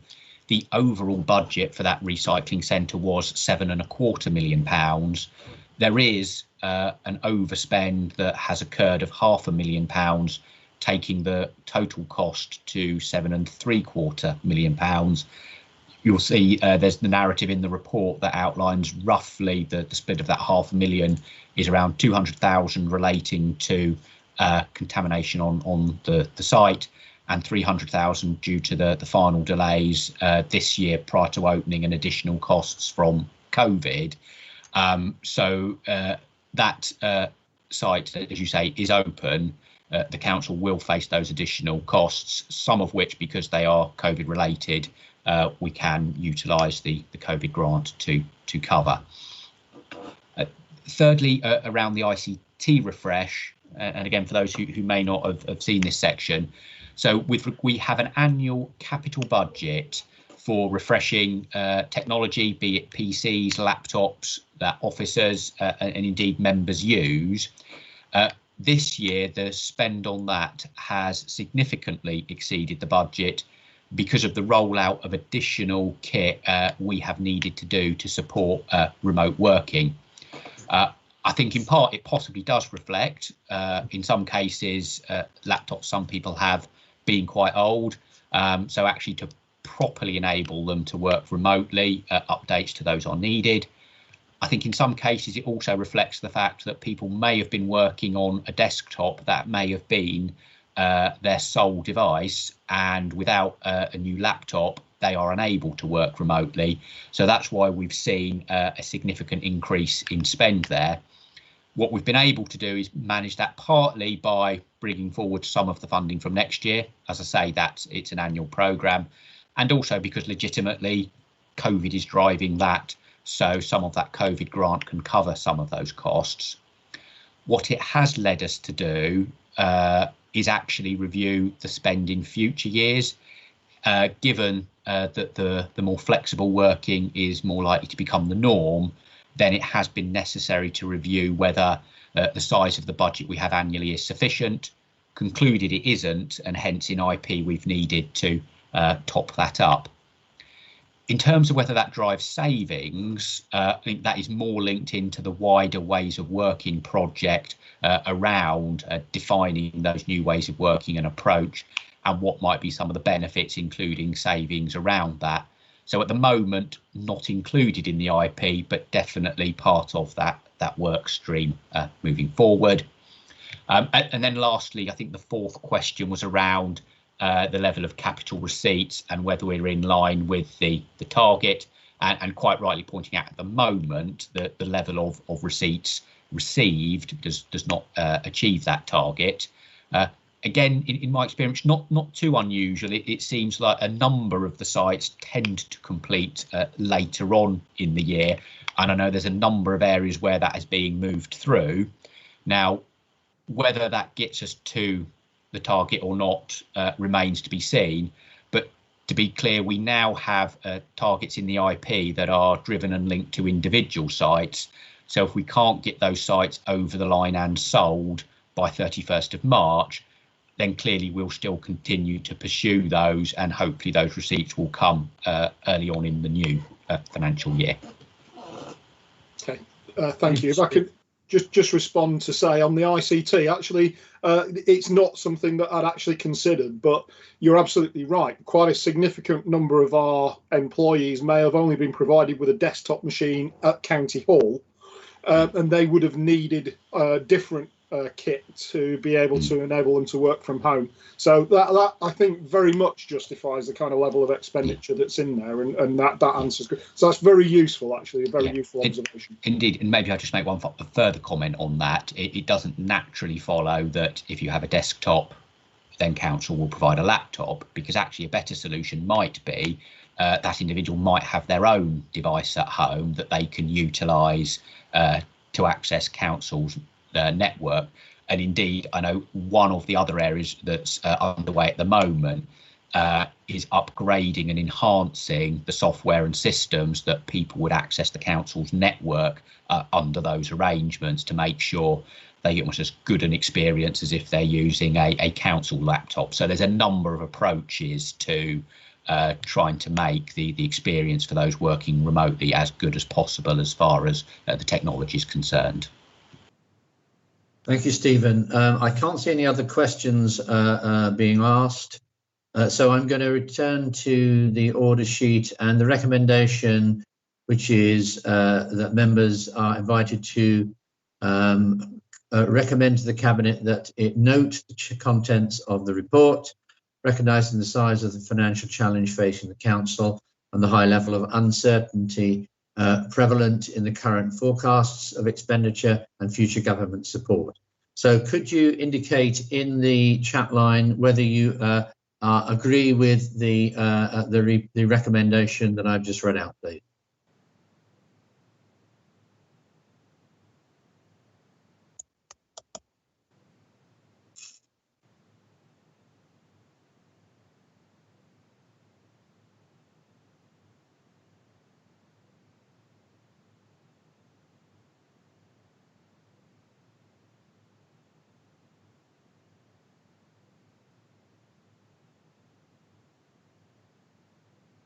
Thank you. Seems we have enough agreement on that one to push forward.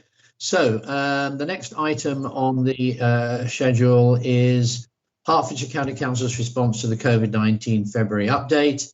Alex, Stephen and Martin are our guides on this one. I think probably Alex is going to start. Thank you, Chairman. Yes, I'll start and then hand over to Stephen and then Martin. But just in terms of the overall paper itself, this is the next edition of the monthly COVID update papers that are going to Cabinet, as I say, each month. The covering report this time covers the period up to the end of January, which, as we all know, was and has been a challenging period both for county and the country as a whole, with the number of COVID cases increasing significantly and in turn resulting in immense pressures on health services, our care homes, and also leading to a further lockdown, clearly, and the closure of the county's schools. As such, the report provides update on the ongoing work being done to contain the pandemic. And I suppose one key thing I should mention that has happened since the time of writing is the mammoth multi-agency efforts undertaken to go door to door to ensure almost 10,000 COVID tests were completed in the EN10 area of Broxbourne in just over a week. This following an isolated case of the new South African variant being confirmed in that area. The report also updates on the support being provided by the Volunteer and People Assistance Cell to support those who are shielding or self-isolating, including, as has been mentioned earlier, the development to offer further financial support to those who are self-isolating but are least able to afford to do so. The report also provides an update on our care homes, which, as mentioned, have been under extreme pressure over this period and sadly have experienced a number of deaths during this period.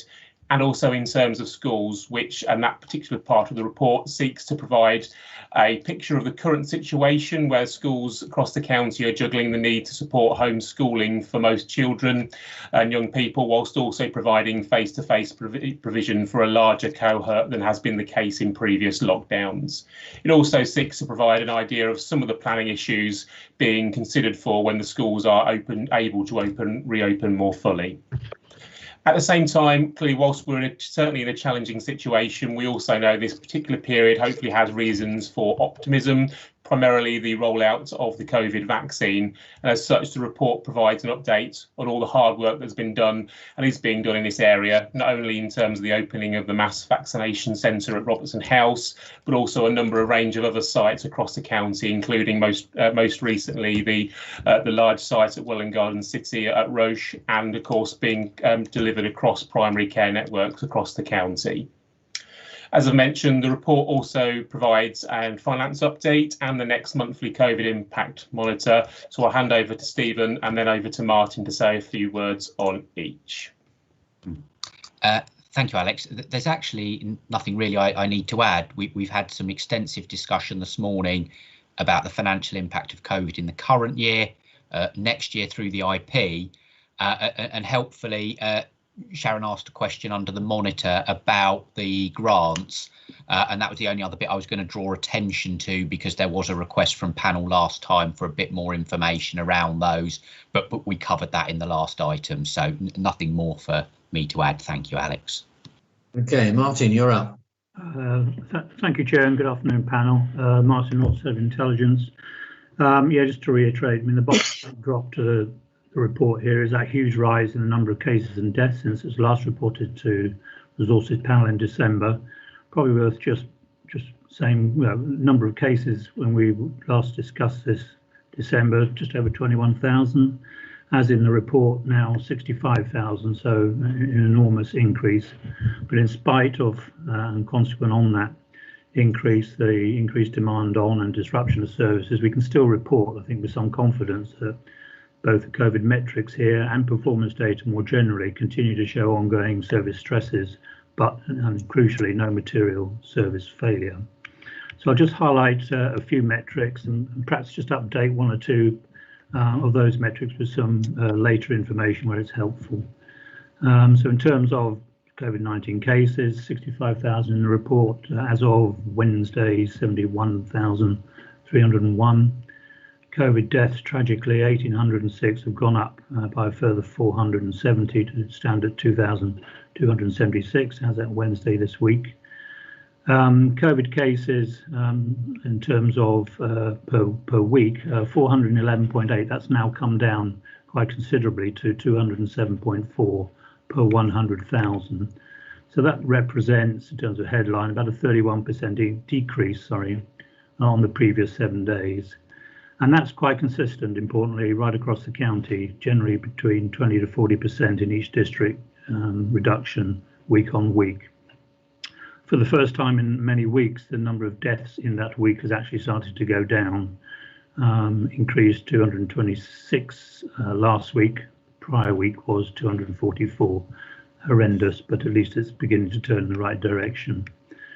Perhaps moving on to some of the points in the report, if I could refer you to mental health referrals, 1.4, 1.5. We've got some later data which continues to show quite a sharp increase in the number of referrals in adults. Latest figures for December showed 281 compared with 174 last year. The same is true in children anecdotally. Some of the data is still lagging, unfortunately, but it would appear that those increases are becoming a new normal, increasing demand on those services. Referrals to adult and children's social care. Stephen mentioned this earlier in terms of the budget presentation. Yes, we are and continue with the services to expect surges delayed by COVID.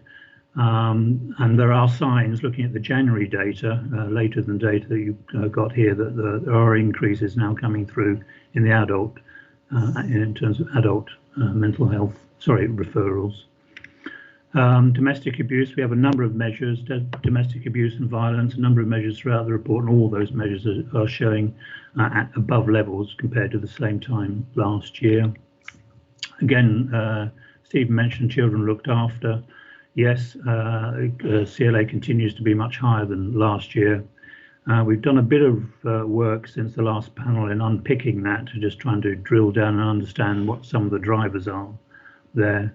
Family court delays is definitely one of them, but it's becoming apparent that it's a bit more nuanced than that. It's the mixture of increased number of adolescents, children taking longer to return to a permanent setting. So it's a mixture of COVID and non-COVID. So these trends are likely to continue, for some time. But I certainly would report that in January, for the first time, the number of children looked after reduced. So it's now below 1,000 at 988. So some signs that it has perhaps plateaued there. Schools, Alex mentioned this, attendance on site in primaries has gone up slightly from reported. It's now about 21%, mixture of key workers and vulnerable children. Secondary also a bit higher, 3.8%. So we now have a sizable cohort now at school in attendance and a full blended online learning programme, which as of the 25th of January statutorily had to be put on the school websites. Libraries, visits and issues, current lockdown severely impacted those services now to online services and click and collect only, and the impact of that will feed through in subsequent figures. Overall attendance standards, fire and rescue. Second punt fell slightly in December, probably just to balance that a little bit. Q3 figures show a sustained improvement when you looked at that quarterly overall. Contacts to trading standards consistently above last year's levels, about a third more than last year. We haven't got any other metrics, but in discussion with the service, the figure they've sort of given us is about 90% of that increase currently is due to COVID, 10% to Brexit, but we do expect that balance will shift over the next few months to less COVID and more Brexit. Some COVID secure risk assessments. We've now completed all 100% of the 198 site-based risk assessments, and 98% of those have now been issued with pledges. So there's only 4 more to go, so we'll finish that off in the next few weeks and then report that and then take it out of this report. Redeployment, that's ramping up 7.3, not flowing through into these figures yet, but will in the next monthly report. Business miles 7.4, still running at about 35% of last year.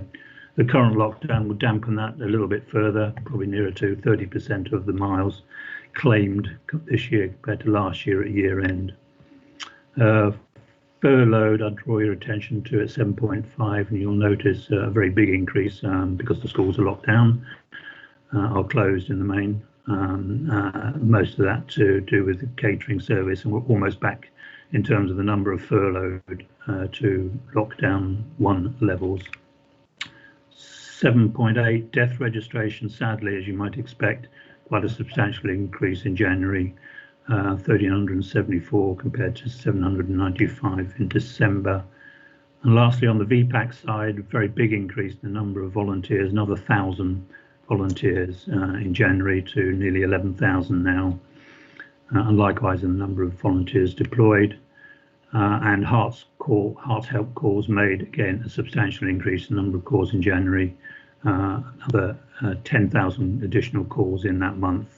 So now standing at about 66, just over 66,000. I'll leave it there. Happy to respond. Thank you, Martin. So I've got a bit of echo somewhere.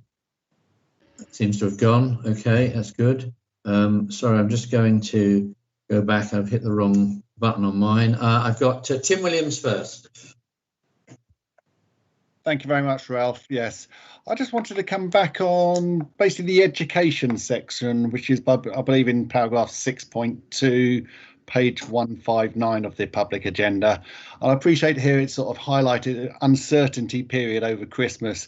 And yeah, it was a bit confusing over the Christmas whether schools were going to come back or not after the Christmas holidays, with the Prime Minister on, I think it was the 3rd of January, and the Andrew Marr show sort of indicating schools are safe, children must be go to school, and then probably 24 hours later then the government announced schools closure.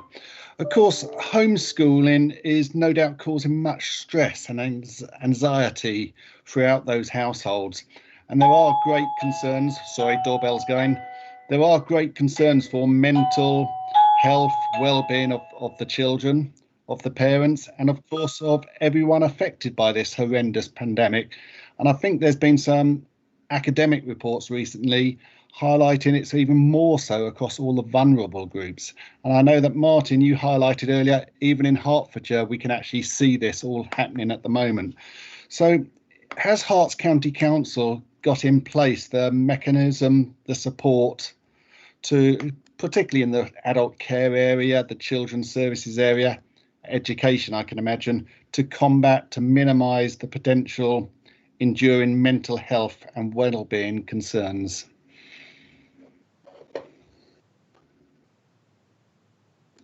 Thank you. Okay, I'm just thinking, is Martin or are Alex going to pick that one up? I mean, I know in terms of the public health response, it's a hugely high priority, and the service responses. The issue of the increasing demand on mental health services has begun to come through both in the national debate and some of our metrics, and I'm anticipating that's picked up within the budget process as well. But in terms of specifics, what are we doing? I couldn't here say specifically what the services are doing, but we can certainly take that away and report back. Alex, I think that's one of the ones we need to postpone and refer back to the education team. Yes, I would agree. As I say, just to sort of reiterate what Martin says, I know it's a real concern, but I haven't got the details, but we can refer it to the relevant cabinet panel if that's helpful. Thank you, Ralph, and that would be helpful. Thank you, Alex and Martin. Thank you. Okay, Paul Zakowski.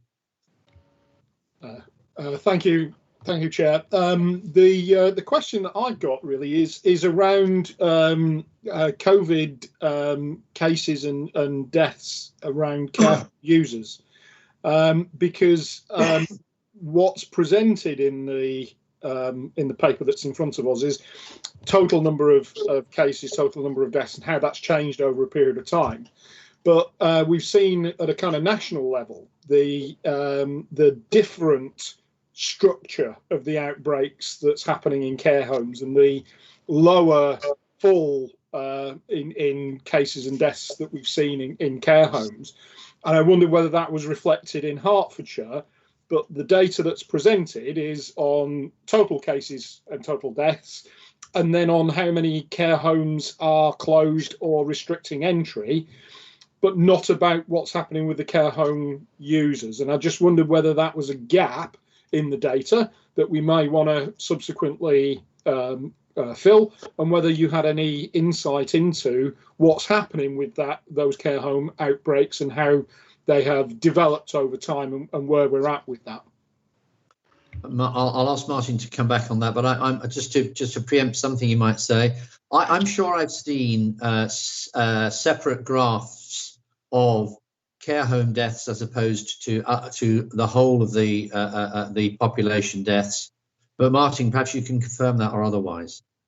In terms of the report, Paul and Ralph, we do under the commentary mention how many care home deaths that we've had. One of the complications in terms of nationally how the metrics are reported, of course, care home residents can die not just in the care home but in the community. Yeah. And in the hospital, and it's to some extent that it's that different pattern that makes comparisons quite difficult. Having said that, I think if the request is can we put more in there to illustrate some of those metrics, we can certainly do that. They are available.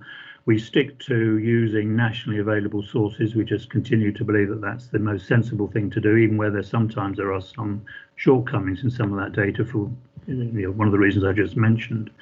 But just to give you an idea of sort of where are we now in terms of care homes and how do we compare, I've done a bit of work, Paul, since I think you raised this yesterday. The position in Hertfordshire is that percentage of deaths due to COVID in care homes in Hertfordshire is lower than in England as a whole, so 15.7% compared to 16.7%.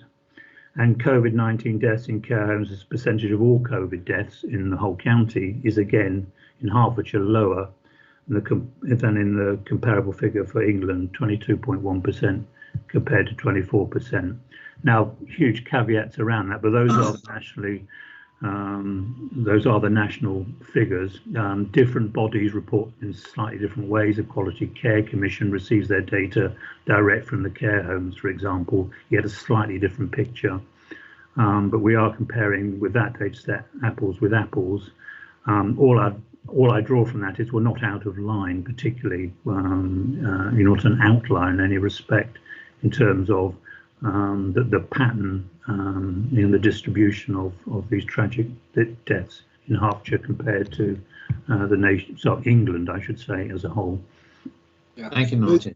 Can I just come back, because I mean the thing that I'm trying to, or I tried to explain that I was looking for it, and I'm not sure it's quite come across in the question that I asked. So my apologies if I've not made myself clear.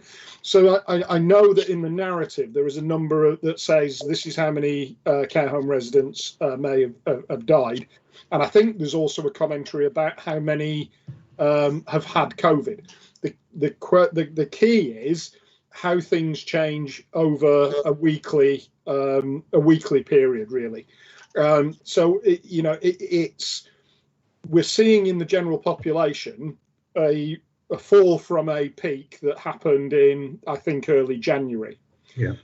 In terms of cases, my understanding is that there was a lag in terms of when the peak in care homes happened, and that the fall subsequently was less steep. So the drop in number of cases was less steep. And I wondered whether that was reflected in Hertfordshire. But because the data is not reported on kind of a weekly basis, we can't see that. And I just wondered whether that would be a useful thing to be able to see, even if that metric is not perfect, because it's the same metric each week, it would give us some indication as to what's going on. So that was kind of where I was going with that question, to try and dig in a little bit more about, the people that we're responsible for as adult care recipients. Okay, I'll ask Martin if he'll look into that. Clearly, it's not something he can respond to immediately. I'm pretty certain that there is information out there that would at least be a proxy for what you're asking for. But let's see what Martin can dig out, and we'll review it. Okay, Sharon. Thank you, Chair. And it's always easy to dive into the detail of this without just stopping for a moment to recognise the devastating impact that, I think you said, Martin, 2,276 deaths now in the county, and right, many more people affected long term by the ongoing health effects of COVID. So I don't want my comments are made in that context. First question is around we heard yesterday that 50% of the deaths from COVID are people who have disabilities, and I wonder if that's reflected in the Hertfordshire figure. I did want to say I think the partnership working throughout this COVID crisis has been outstanding in Hertfordshire. I think it's been really, really good. Just on the vaccination centre at Robertson House, and we got ahead of ourselves and did that, and I think that means now that both through all the routes that vaccination is being offered, we seem to be well ahead of the game in terms of being able to offer vaccination to groups that are way ahead of the bands that are being offered elsewhere. And I know we're ahead in Hertfordshire of other areas in our region. So well done to everybody for that. I did want to say thank you for the self-isolation payments arrangements that have been made. I was very concerned a few months ago that people who should be self-isolating just weren't, because there was too much of a labyrinthine process to access the self-isolation payments. The changes that have been made to that in Hertfordshire have really helped. So thank you to all of those in the partnership working that have done that. I did want to ask about the EN10, the variant surge work. I'm just concerned there's been a huge resource deployed in EN10 in Broxbourne to tackle the South African variant testing. But what plans are being made if that had to be rolled out more widely across the county? We are going to see further variants of this virus, there's no doubt about that. And I understand that because of the door knocking exercise, some very significant issues around child protection are arising in that postcode. And we will need to look at the financial implications of that, I think, going forward. At 625, there's an issue raised about level of IT provision in schools. Some of us have funded some of that IT provision through our locality budgets, but I wondered if any assessment has been done at county level of the under provision of IT for home learning, and whether there are any plans in the IP to have a look at that going forward. And my last point, Chair, you'll be pleased to know, is around the traffic flows indicated at 8.5. Councillors in my area have been very concerned to see the relatively high levels of traffic flow still, and it looks from this report as though they're still around 60% of normal. We've got no schools, or, you know, there are some children in school, but not so many. And people are supposed to be in lockdown and not travelling unless it's essential. And yet we still seem to have 60% of the normal traffic flow. So there are concerns about that still. But thank you to all those involved. I think we've worked very well together on this in Hertfordshire, and the outcome's been made it better for our community. Thank you, Sharon. And yeah, I echo your point about the fact that we're ahead of the game on inoculations. I'm not yet 70, but myself and my wife have had my inoculation last week. So it seems to me that we are getting well ahead of the national position. And I'm sure Martin has some comments if he has on some of the points that you raised. Thank you, Chair. Yeah, Sharon, in terms of, I think you mentioned disability. I suppose it's a matter of some regret that we don't, the national data feeds don't include that level of disaggregation to allow to provide insight, but we can and need to tap into some of the periodic reports that are produced by NHS England, including on BME as well. So it is a bit of a miss, quite frankly, and I'm not, sitting here, I can't tell you yet what the picture is in Hertfordshire in terms of cases and deaths and all sorts of other aspects, including vaccinations for that matter.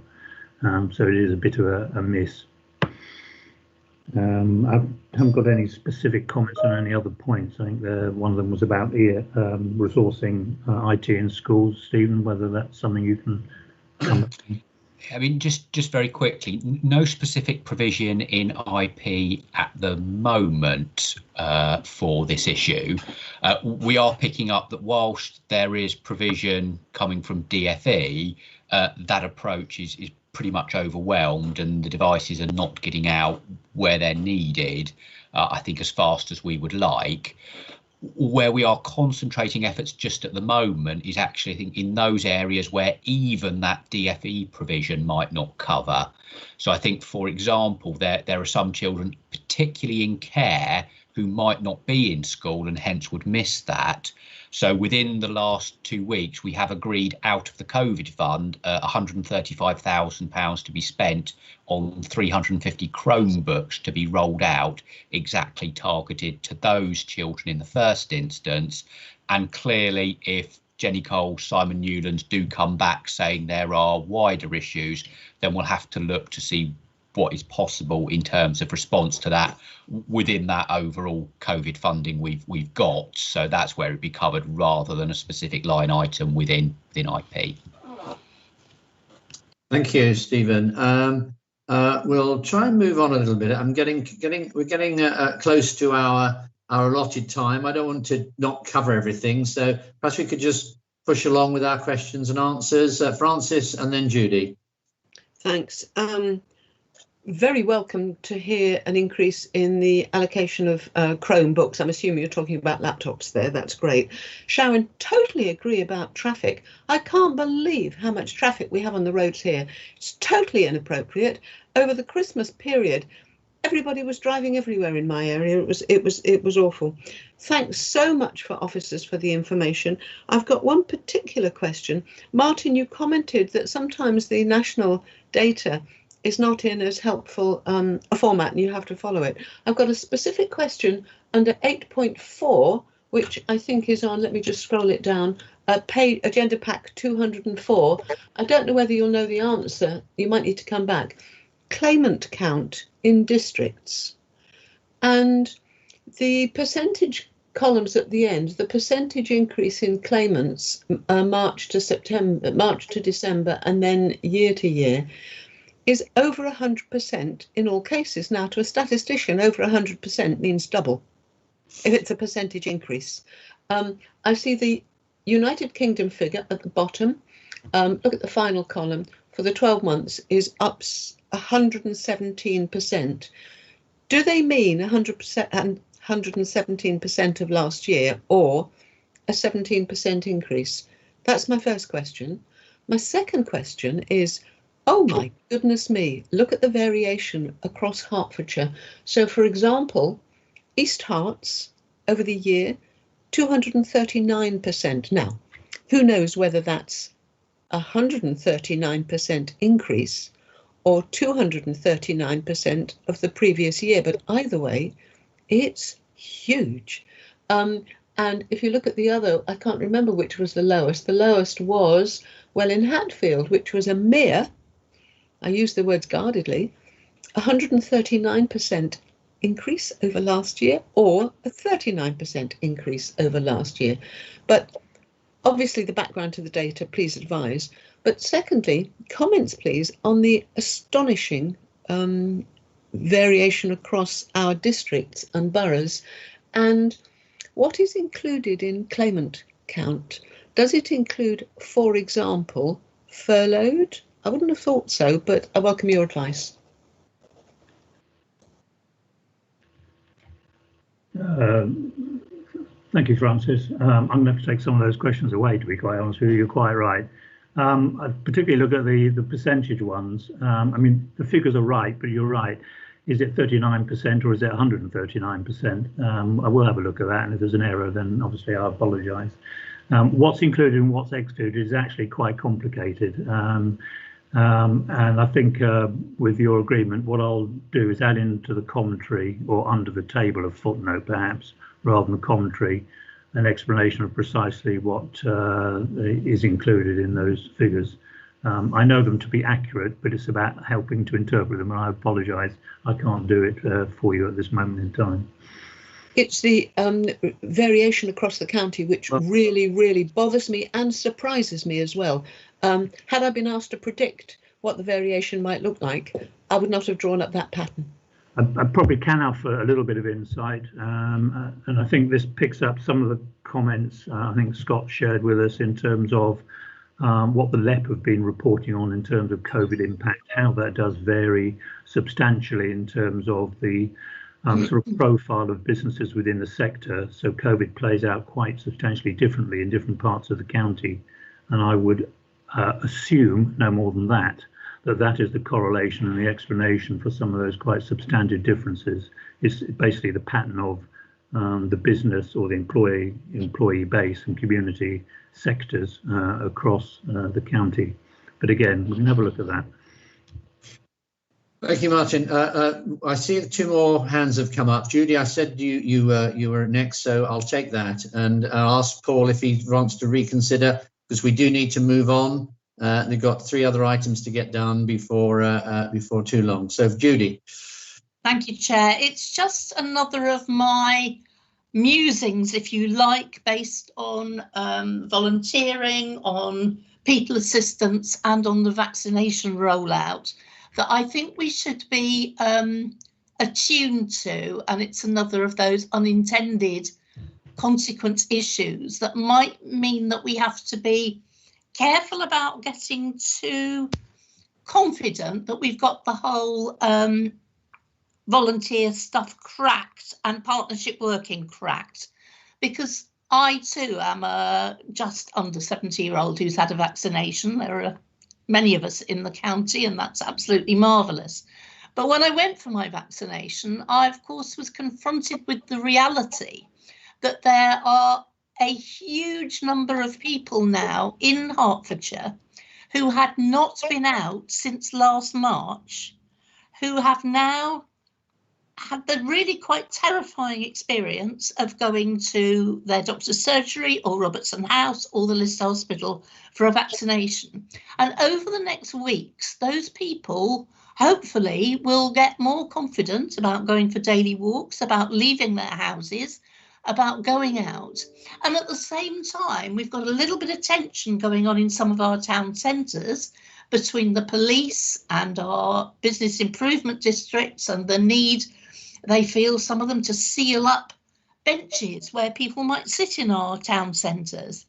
And I think we need to look at those issues so carefully, because for a bunch of late 70s and 80s and 90-year-olds, suddenly having the freedom to go out for a potter for the first time since last March, they actually need the sensitivity of people around to help them and to make sure that they do have somewhere to sit. So there may be a resource implication in that. There's certainly further partnership working, which I've been doing through the Police and Crime Commissioners' monthly meetings to flag up those issues. But we mustn't ever get to the point where we think we've cracked this and we know what's going on. Because every time I get close to that point, I realise that there's a whole new dimension of issues that we haven't even begun to think about. And this month, for me, it's about 80 and 90-year-olds who haven't been out since last March, who are now raring to go, but very, very frightened. Thank you, Julie. I think, firstly, I would want those individuals, given the circumstances where we are at the moment, not to be rushing out and grabbing people around the necks and hugging them, because clearly we need to be cautious in our exploits in terms of moving from a secure position to a not necessarily unsecure position, to a less secure position. No. And until the second inoculation and the rest of the population get inoculated, we shouldn't be encouraging people to be too adventurous. I'm not talking about 80 and 90-year-olds being too adventurous. I'm talking about people who are really scared to go out, but need to have those opportunities. Okay. All right. I'm sure we'll pass that information on to public health to consider.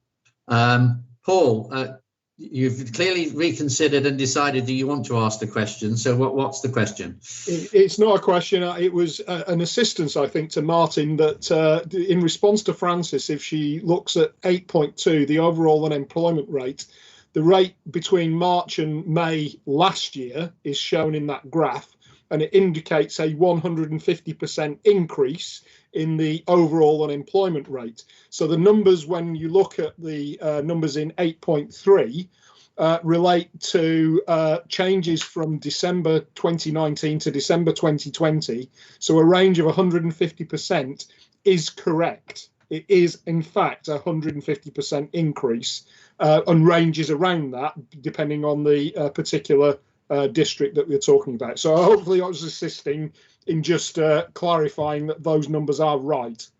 Thank you, Paul. Very helpful. Right, we need to move on. We've got, what's the recommendation on this one? I'm on the wrong section here. Panel is invited to recommend to Cabinet that it considers the notes and contents of this report. So can we in chat say that we've agreed or otherwise that recommendation, please?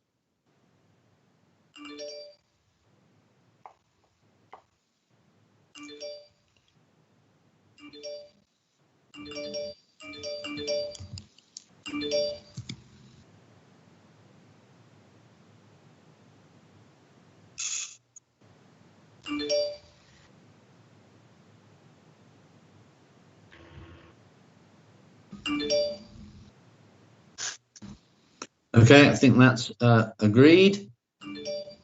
And we'll move on. Now, as I said, we've got, let me see. We've got 3 more items to get through, I think. So let's try and be a little bit more pacey with our delivery and our questioning. Item 6 is the approval of the strategic outline case for the redevelopment of the Longfield Joint Emergency Service Academy. Now, this was discussed at the CSW meeting, and I would hope most of the detailed questions are answered there. We're dealing here with just the financial issues, and the only recommendation that we've got is to approve a £600,000 is it 16? Yeah, £600,000 funding for the preparation of the detailed business case. So let's perhaps be a little bit focused on this one. Chris, I think you're going to present. Thank you, Chair. If I just do the introduction and noting your guidance a few moments ago. So the paper itself is indeed seeking your support on the strategic outline case and the release of the next tranche of investment to allow us to move from the strategic case to the full business case for implementation. We have presented a paper, a strategic outline case with the paper, which walks you through the considerations that we've made to take ourselves from the position we're in with a set of buildings that are end of life to considering a range of ways of delivering training, both peripatetically on site through digital means and physical means. It's a work in collaboration with our police colleagues through our MOU of collaboration. And so we are seeking to deliver a training environment which is both fit for purpose, ready for the future, and brings about efficiencies by working collectively with other blue light partners and the rest of HCC. It is absolutely linked to sustainability as a strategy for the County Council, our One Public Estate commitment, and our use of our buildings in the most appropriate way. And so I hope the detail provided in the strategic outline case gives you the detail that you need, hopefully to support us as we now move into the full detailed case, ready to come back to authority in August, September time for the final decision on the full delivery of the new training centre environment. Thank you, Chris. Anyone? Sharon, you have a question. Thank you, Chair. And first of all, I completely support the proposals in the paper. I think having a joint services training centre at this location is ideal. Chris and I discussed this the other day, and I'm grateful for his time briefing me on it. My question is on around page 231, where the detailed costs around the business case, which is what we were asked to approve today. And the paragraph just above the table there talks about the funding being able to be capitalised, but it doesn't form part of the project delivery cost analysis, and there is no provision in the current revenue IP for these costs. So can I just ask Stephen to clarify what is being done in relation to where the money's coming from it will be in this year presumably rather than the next financial year, and whether that's going to be capitalised? Yeah, thank you, Sharon, and apologies, I think we could have worded this section a little better. So the first issue we're raising, that we would anticipate that all of these costs can be charged to the capital budget for the scheme. We're just raising one very small risk that, of course, if we come back in the autumn and for whatever reason the scheme doesn't proceed in line with the design at that point, the costs can't be charged to that capital programme. They have to be written off to revenue, and we've got no provision for them. So it's just sort of flagging that hopefully very minor risk. And the second point is just clarifying that, yes, if everything proceeds and it gets charged to the capital budget, it will be the capital budget for this scheme that's utilised. So apologies, I think we could have worded that a bit better than we have done. Thank you. Paul, you have a question.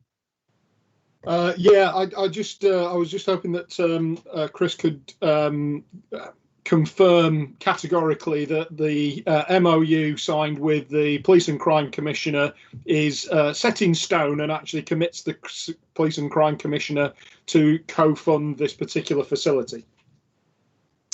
Yeah, thank you for that, Councillor. In terms of set in stone as an MOU, clearly an MOU is a commitment as opposed to a legally binding position. But as part of this process, there is the development of a legal framework, including licensing and rights to occupy and risks around cost share and debt. And so all of that is tied up into a legal framework, which is absolutely part of this process. Yes. Okay, so what you're basically saying is that the commit this funding, what we will get to is a point where we have a legally binding agreement to deliver this. That's exactly the case. Lovely, thank you. Okay, I don't see any other questions, which is useful. Can I refer members to the recommendation, which is on page, hold on a second. Right, page 5 of the chairman's notes.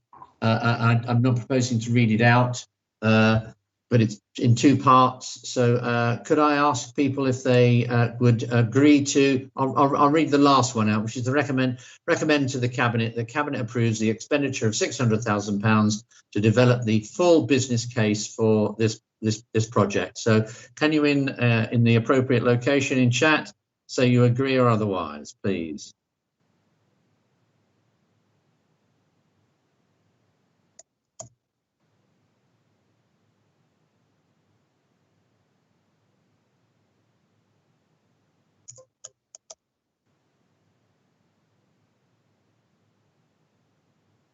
I think we have that. Very good.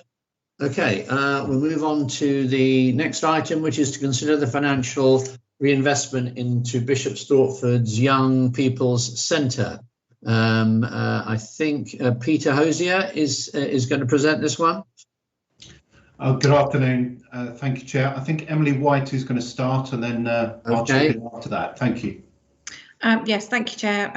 Panel, good afternoon. So this is a request to reinvest some money that we have had as a capital receipt following the sale of an area of land at the rear of the Bishop Stortford Young People's Centre in Northgate End in Bishop Stortford. The long leasehold interest that we granted to East Herts, which gave rise to this capital receipt, is to support their redevelopment of the Bishop Stortford Town Centre scheme.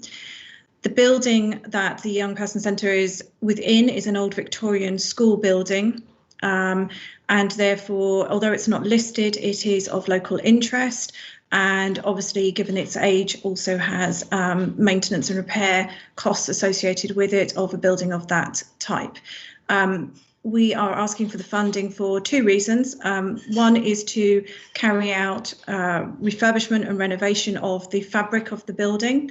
And the other element is to make modernisation and significant improvements in accessibility of the building to support the delivery of young services to people within the Bishop Stortford area. This is the only centre.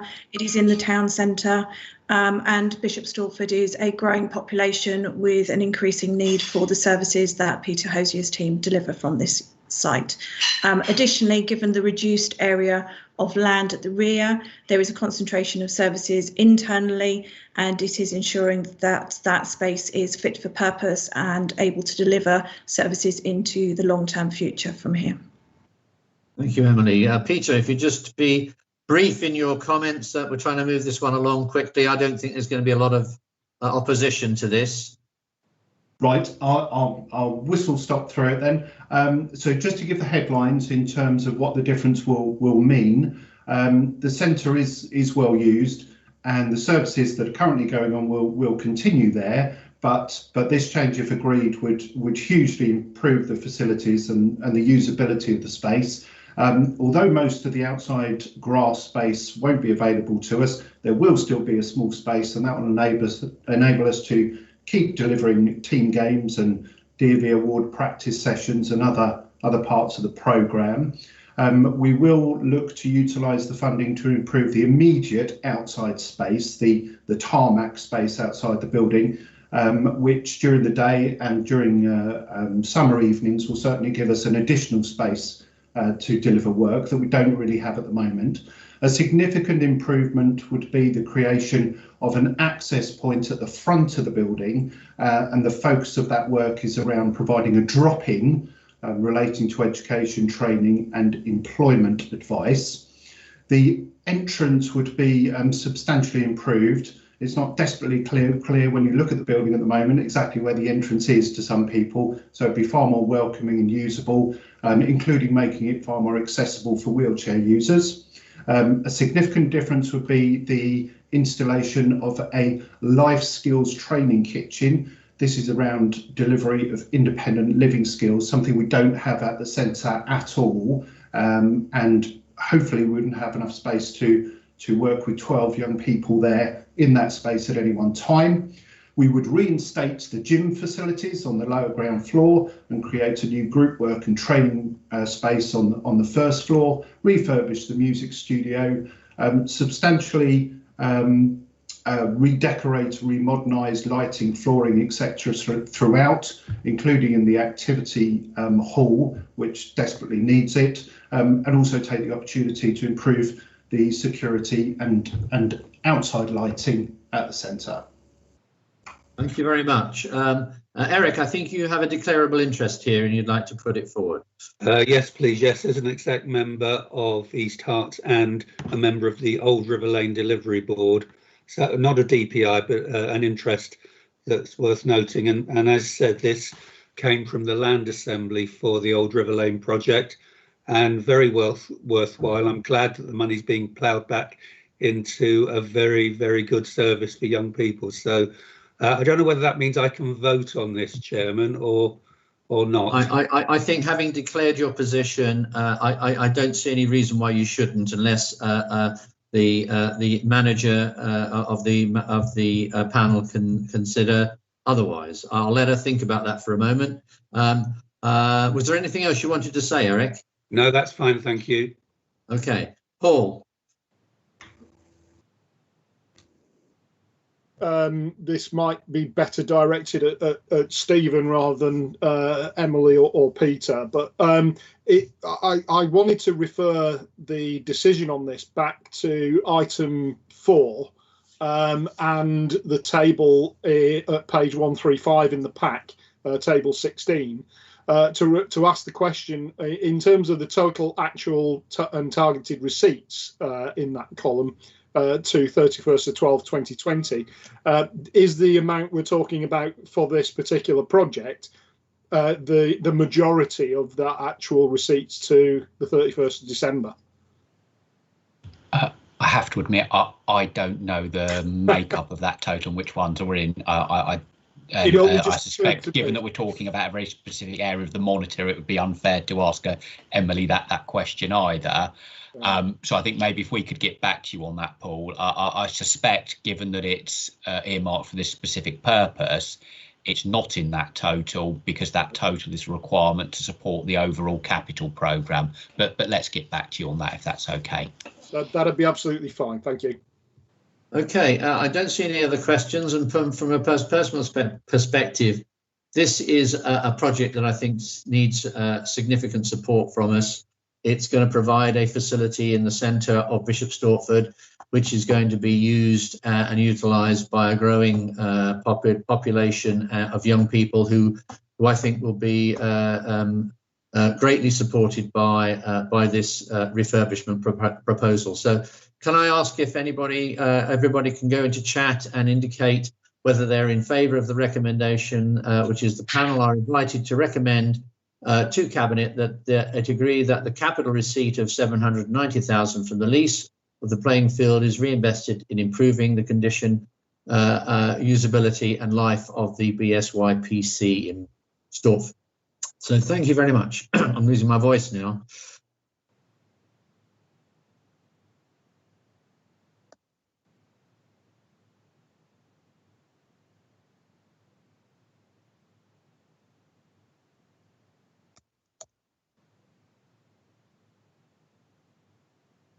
Okay, I think we've got an affirmative there. Everybody's supporting that. So you can go and take away and write the cheque, Emily. Thank you very much, everyone. Okay, thank you, Peter. Okay, last item. Item 8, the United Kingdom's exit from the European Union update report. Now, I hope we're not going to spend a lot of time rehearsing our national positions on this one. This is a report that reflects our local issues, if we have many, very many. And I think I'm not sure who's actually going to be presenting this one. Chair, it's me, Alex James. Okay, Alex, you've been handed the deck of cards, right? Fine. Okay, so from Alex, you can present, please. Great, thank you, Chair. And as you say, this is a further paper on kind of the preparation and response, and now kind of obviously seeing what's happening in terms of Brexit, which we've had over the last few years. The last report that was received by panel was back in December, when clearly the terms of the UK's exit from the EU single market was still uncertain. So I suppose obviously the main update, as you will all be aware, is clearly a deal was made in terms of a trade agreement towards the end of last year. And as such, whilst clearly the last few papers had been focused on kind of preparations to make sure that some of those worst case scenarios in response to a no deal were planned for, the good news was that those worst case scenario incident risks did not materialise. And as we stand, basically it's felt the risk of those immediate response or issues have now dissipated, and as such kind of the county's resilient structures have been stood down. Likewise, the County Council's incident management team has also been stood down as well. But clearly, whilst those kind of immediate kind of incident risks have hopefully disappeared, or at least for now, it clearly is not the fact to say that this is the end of the story. We obviously will need to continue to kind of monitor to see what the medium and longer term implications of Brexit are, and clearly they remain to be seen. As such, whilst the County Council, as I say, has stood down its incident management team, new cross-council arrangements are being put in place to maintain an overview of what those potential impacts and implications are as time progresses. Likewise, I know there's discussions being held by local government, by the county's local government chief execs to consider what new county-wide structures may need to be put in place in response to this as well. But I suppose in terms of where we are, I think kind of the key issues I would kind of summarise is that clearly there's a lot in the news at the moment. I'm sure quite rightly about kind of the effect that's being had on businesses across the country. Clearly a lot of kind of issues in terms of responding to the new rules, and I suppose we remains to be seen how much of that is kind of things that businesses will eventually get to grips with, or whether there will be kind of broader issues that sort of continue over a longer term period. We will be keeping close to the local enterprise partnership, and indeed the Chamber of Commerce spoke to senior officers earlier in the week, last week, to mention kind of how Hertfordshire businesses are responding, and we'll continue a watch on that to see how things progress. As the report says as well, clearly there are lots of new regulations, standards and so on for businesses, and therefore also for trading standards to work through. I understand they are doing a lot of work on that, and clearly working with key partners to ensure businesses are supported through this time, so making sure they are supported to understand what's required of them. Likewise, legal colleagues have set up an internal task force which is currently reviewing and ensuring the council's compliance with current changes in legislation, in looking at kind of areas such as procurement, data protection and so on, to make sure that we are fully compliant, as I say, with those new rules. Alongside that, across the council, we have revised our risk register. The risks have been reviewed and updated to take account of the new situation. And as I say, whilst some of those kind of key immediate risks have now kind of either reduced or disappeared, clearly there are risks that remain, and key issues which are outlined in Appendix A include things around still potential disruptions to supply chains, potential impact on workforce and so on. As I say, though, it feels that those are more things that we need to keep a monitor on now and may well continue to sort of be seen as issues and risks, but not some things that I think we need to plan to respond to on an immediate sort of basis. I'll leave it there, but obviously happy to take any comments or questions. Okay, thanks, Alex. I noticed Sharon's got a hand up. Thank you, Chair. I'm sure it's not intended in this paper, but to me it feels like an astonishing degree of complacency around what's actually going on. And I don't think that's what Alex intended, and hearing his summary of things that are continuing to go on is a bit more reassuring. But the paper itself sounds like there's no problem here. We're standing everything down. Everything's going swimmingly. That's not what the Hertfordshire Chamber of Commerce are saying. And we do have to think about, particularly in the light of comments Francis made earlier around jobs in the county and the claimant count going up so high. Last week, the Chamber was presenting to many people about the issues that they've seen. First of all, there are big workforce issues around both in the public and the private sector around the recruitment of workforce, but also they feel like they've been thrown in the deep end. This is Hertfordshire businesses and have to navigate the information, and the interpretation is down to them. Confusion, not feeling prepared. Difficult in the run-up as no one knew what the deal was going to be until very late in the day. Extra costs not factored into their costing mechanisms, having to reevaluate how they operate their businesses, and the additional hardship this is causing on top of COVID with staff on furlough, homeschooling or isolating and unwell. There is a long way to go with this yet, and I don't think we can in any way in Hertfordshire afford to be complacent about the longer term impact of Brexit. We heard just yesterday, the impact on financial services and the main financial services sector now moving to Amsterdam. I know that it's not located in Hertfordshire, but many of the people in Hertfordshire work in that sector. And there is likely to be a very long tail in terms of the impact on jobs, the levels of salaries and so on of people in this county from Brexit. So I don't want us to be complacent on this and give up monitoring it and looking at it in Hertfordshire. It's still live and serious. Thank you, Sharon. Paul. Yeah, I very much concur with Sharon that I think there's a lot of water to go under the bridge yet when it comes to Brexit and the impacts on, particularly on businesses around Hertfordshire. But I wanted to pick up a very specific point that I raised with Alex yesterday. I'm hoping he's got a response for me, because one of the things that I did notice in terms of the risk monitor that's presented here was that originally there was a concern about stability of care home providers because of their reliance on EU staff. Now, I realise there is an item in here about staff, but it doesn't specifically draw out the risks and issues around care homes. I am aware that there is a cumulative risk because it's not just Brexit that's driving that anymore.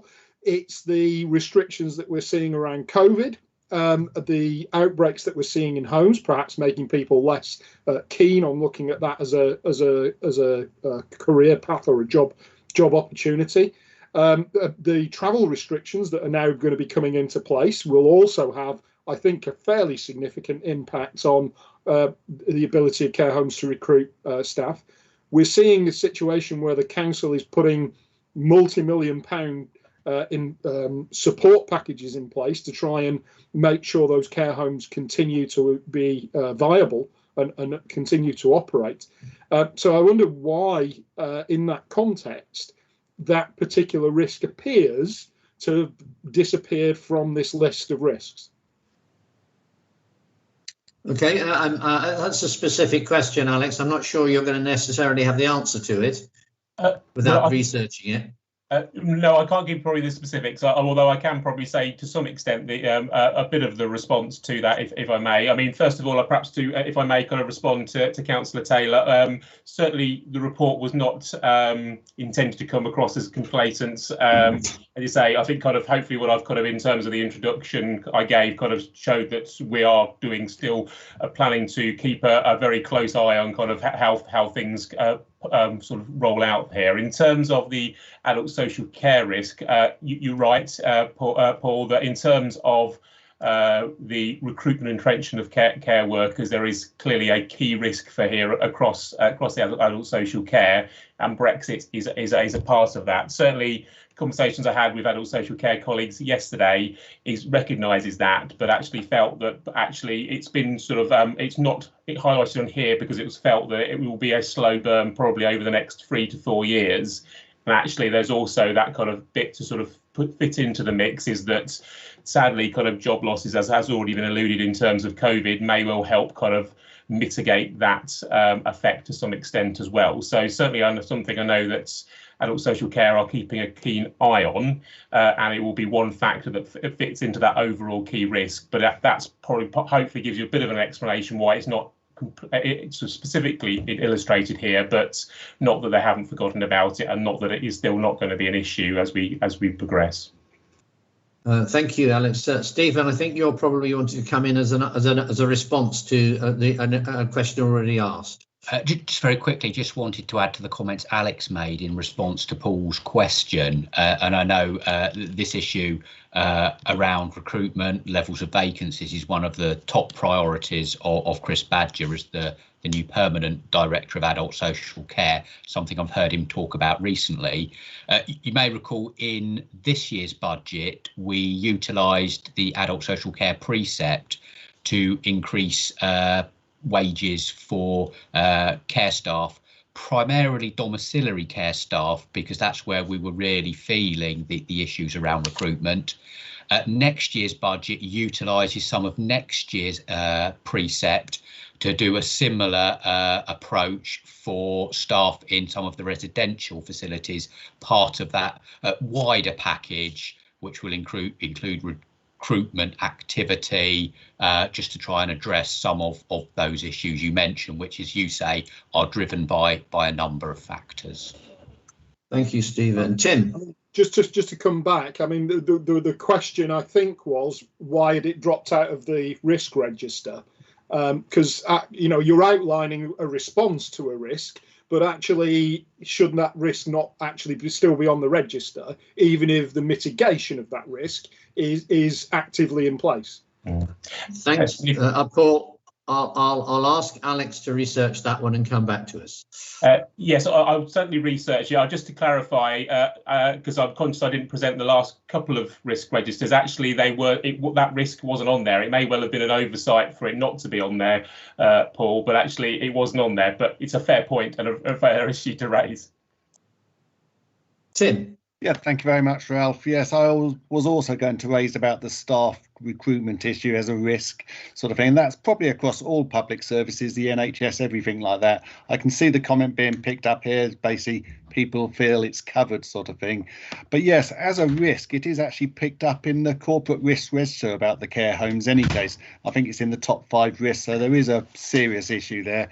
I also just wanted to pick up, basically agreeing with Sharon's and Paul's points, there's a long way to go here. The risks aren't going to just disappear overnight sort of thing. It's going to be a long way to go. And one of the ones I was going to raise here is medicine supply. I've had a resident contact me this week about shortage of medicines for the medication that he's prescribed. So again, it just highlights that there's a way to go here and we all need to be careful. There is a risk. Okay, thank you very much, Tim. I don't see any other questions. The recommendation under item 8 is the panel is invited to note the actions that have been taken by the County Council further to the UK's exit from the EU single market. Can I ask you in the chat to say that you agree or disagree or abstain to that recommendation, please?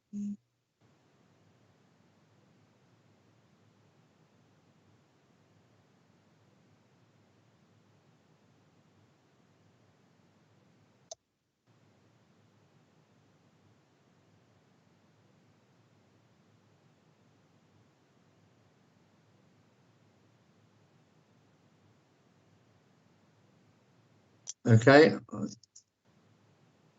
think that's it. Yeah, just received the confirmation that that's been agreed.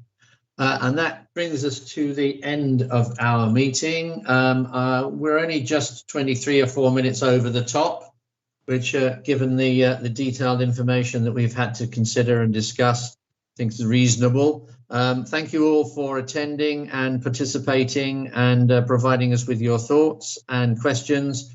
And we'll see you all again next time round. Thank you. Thank you. Bye.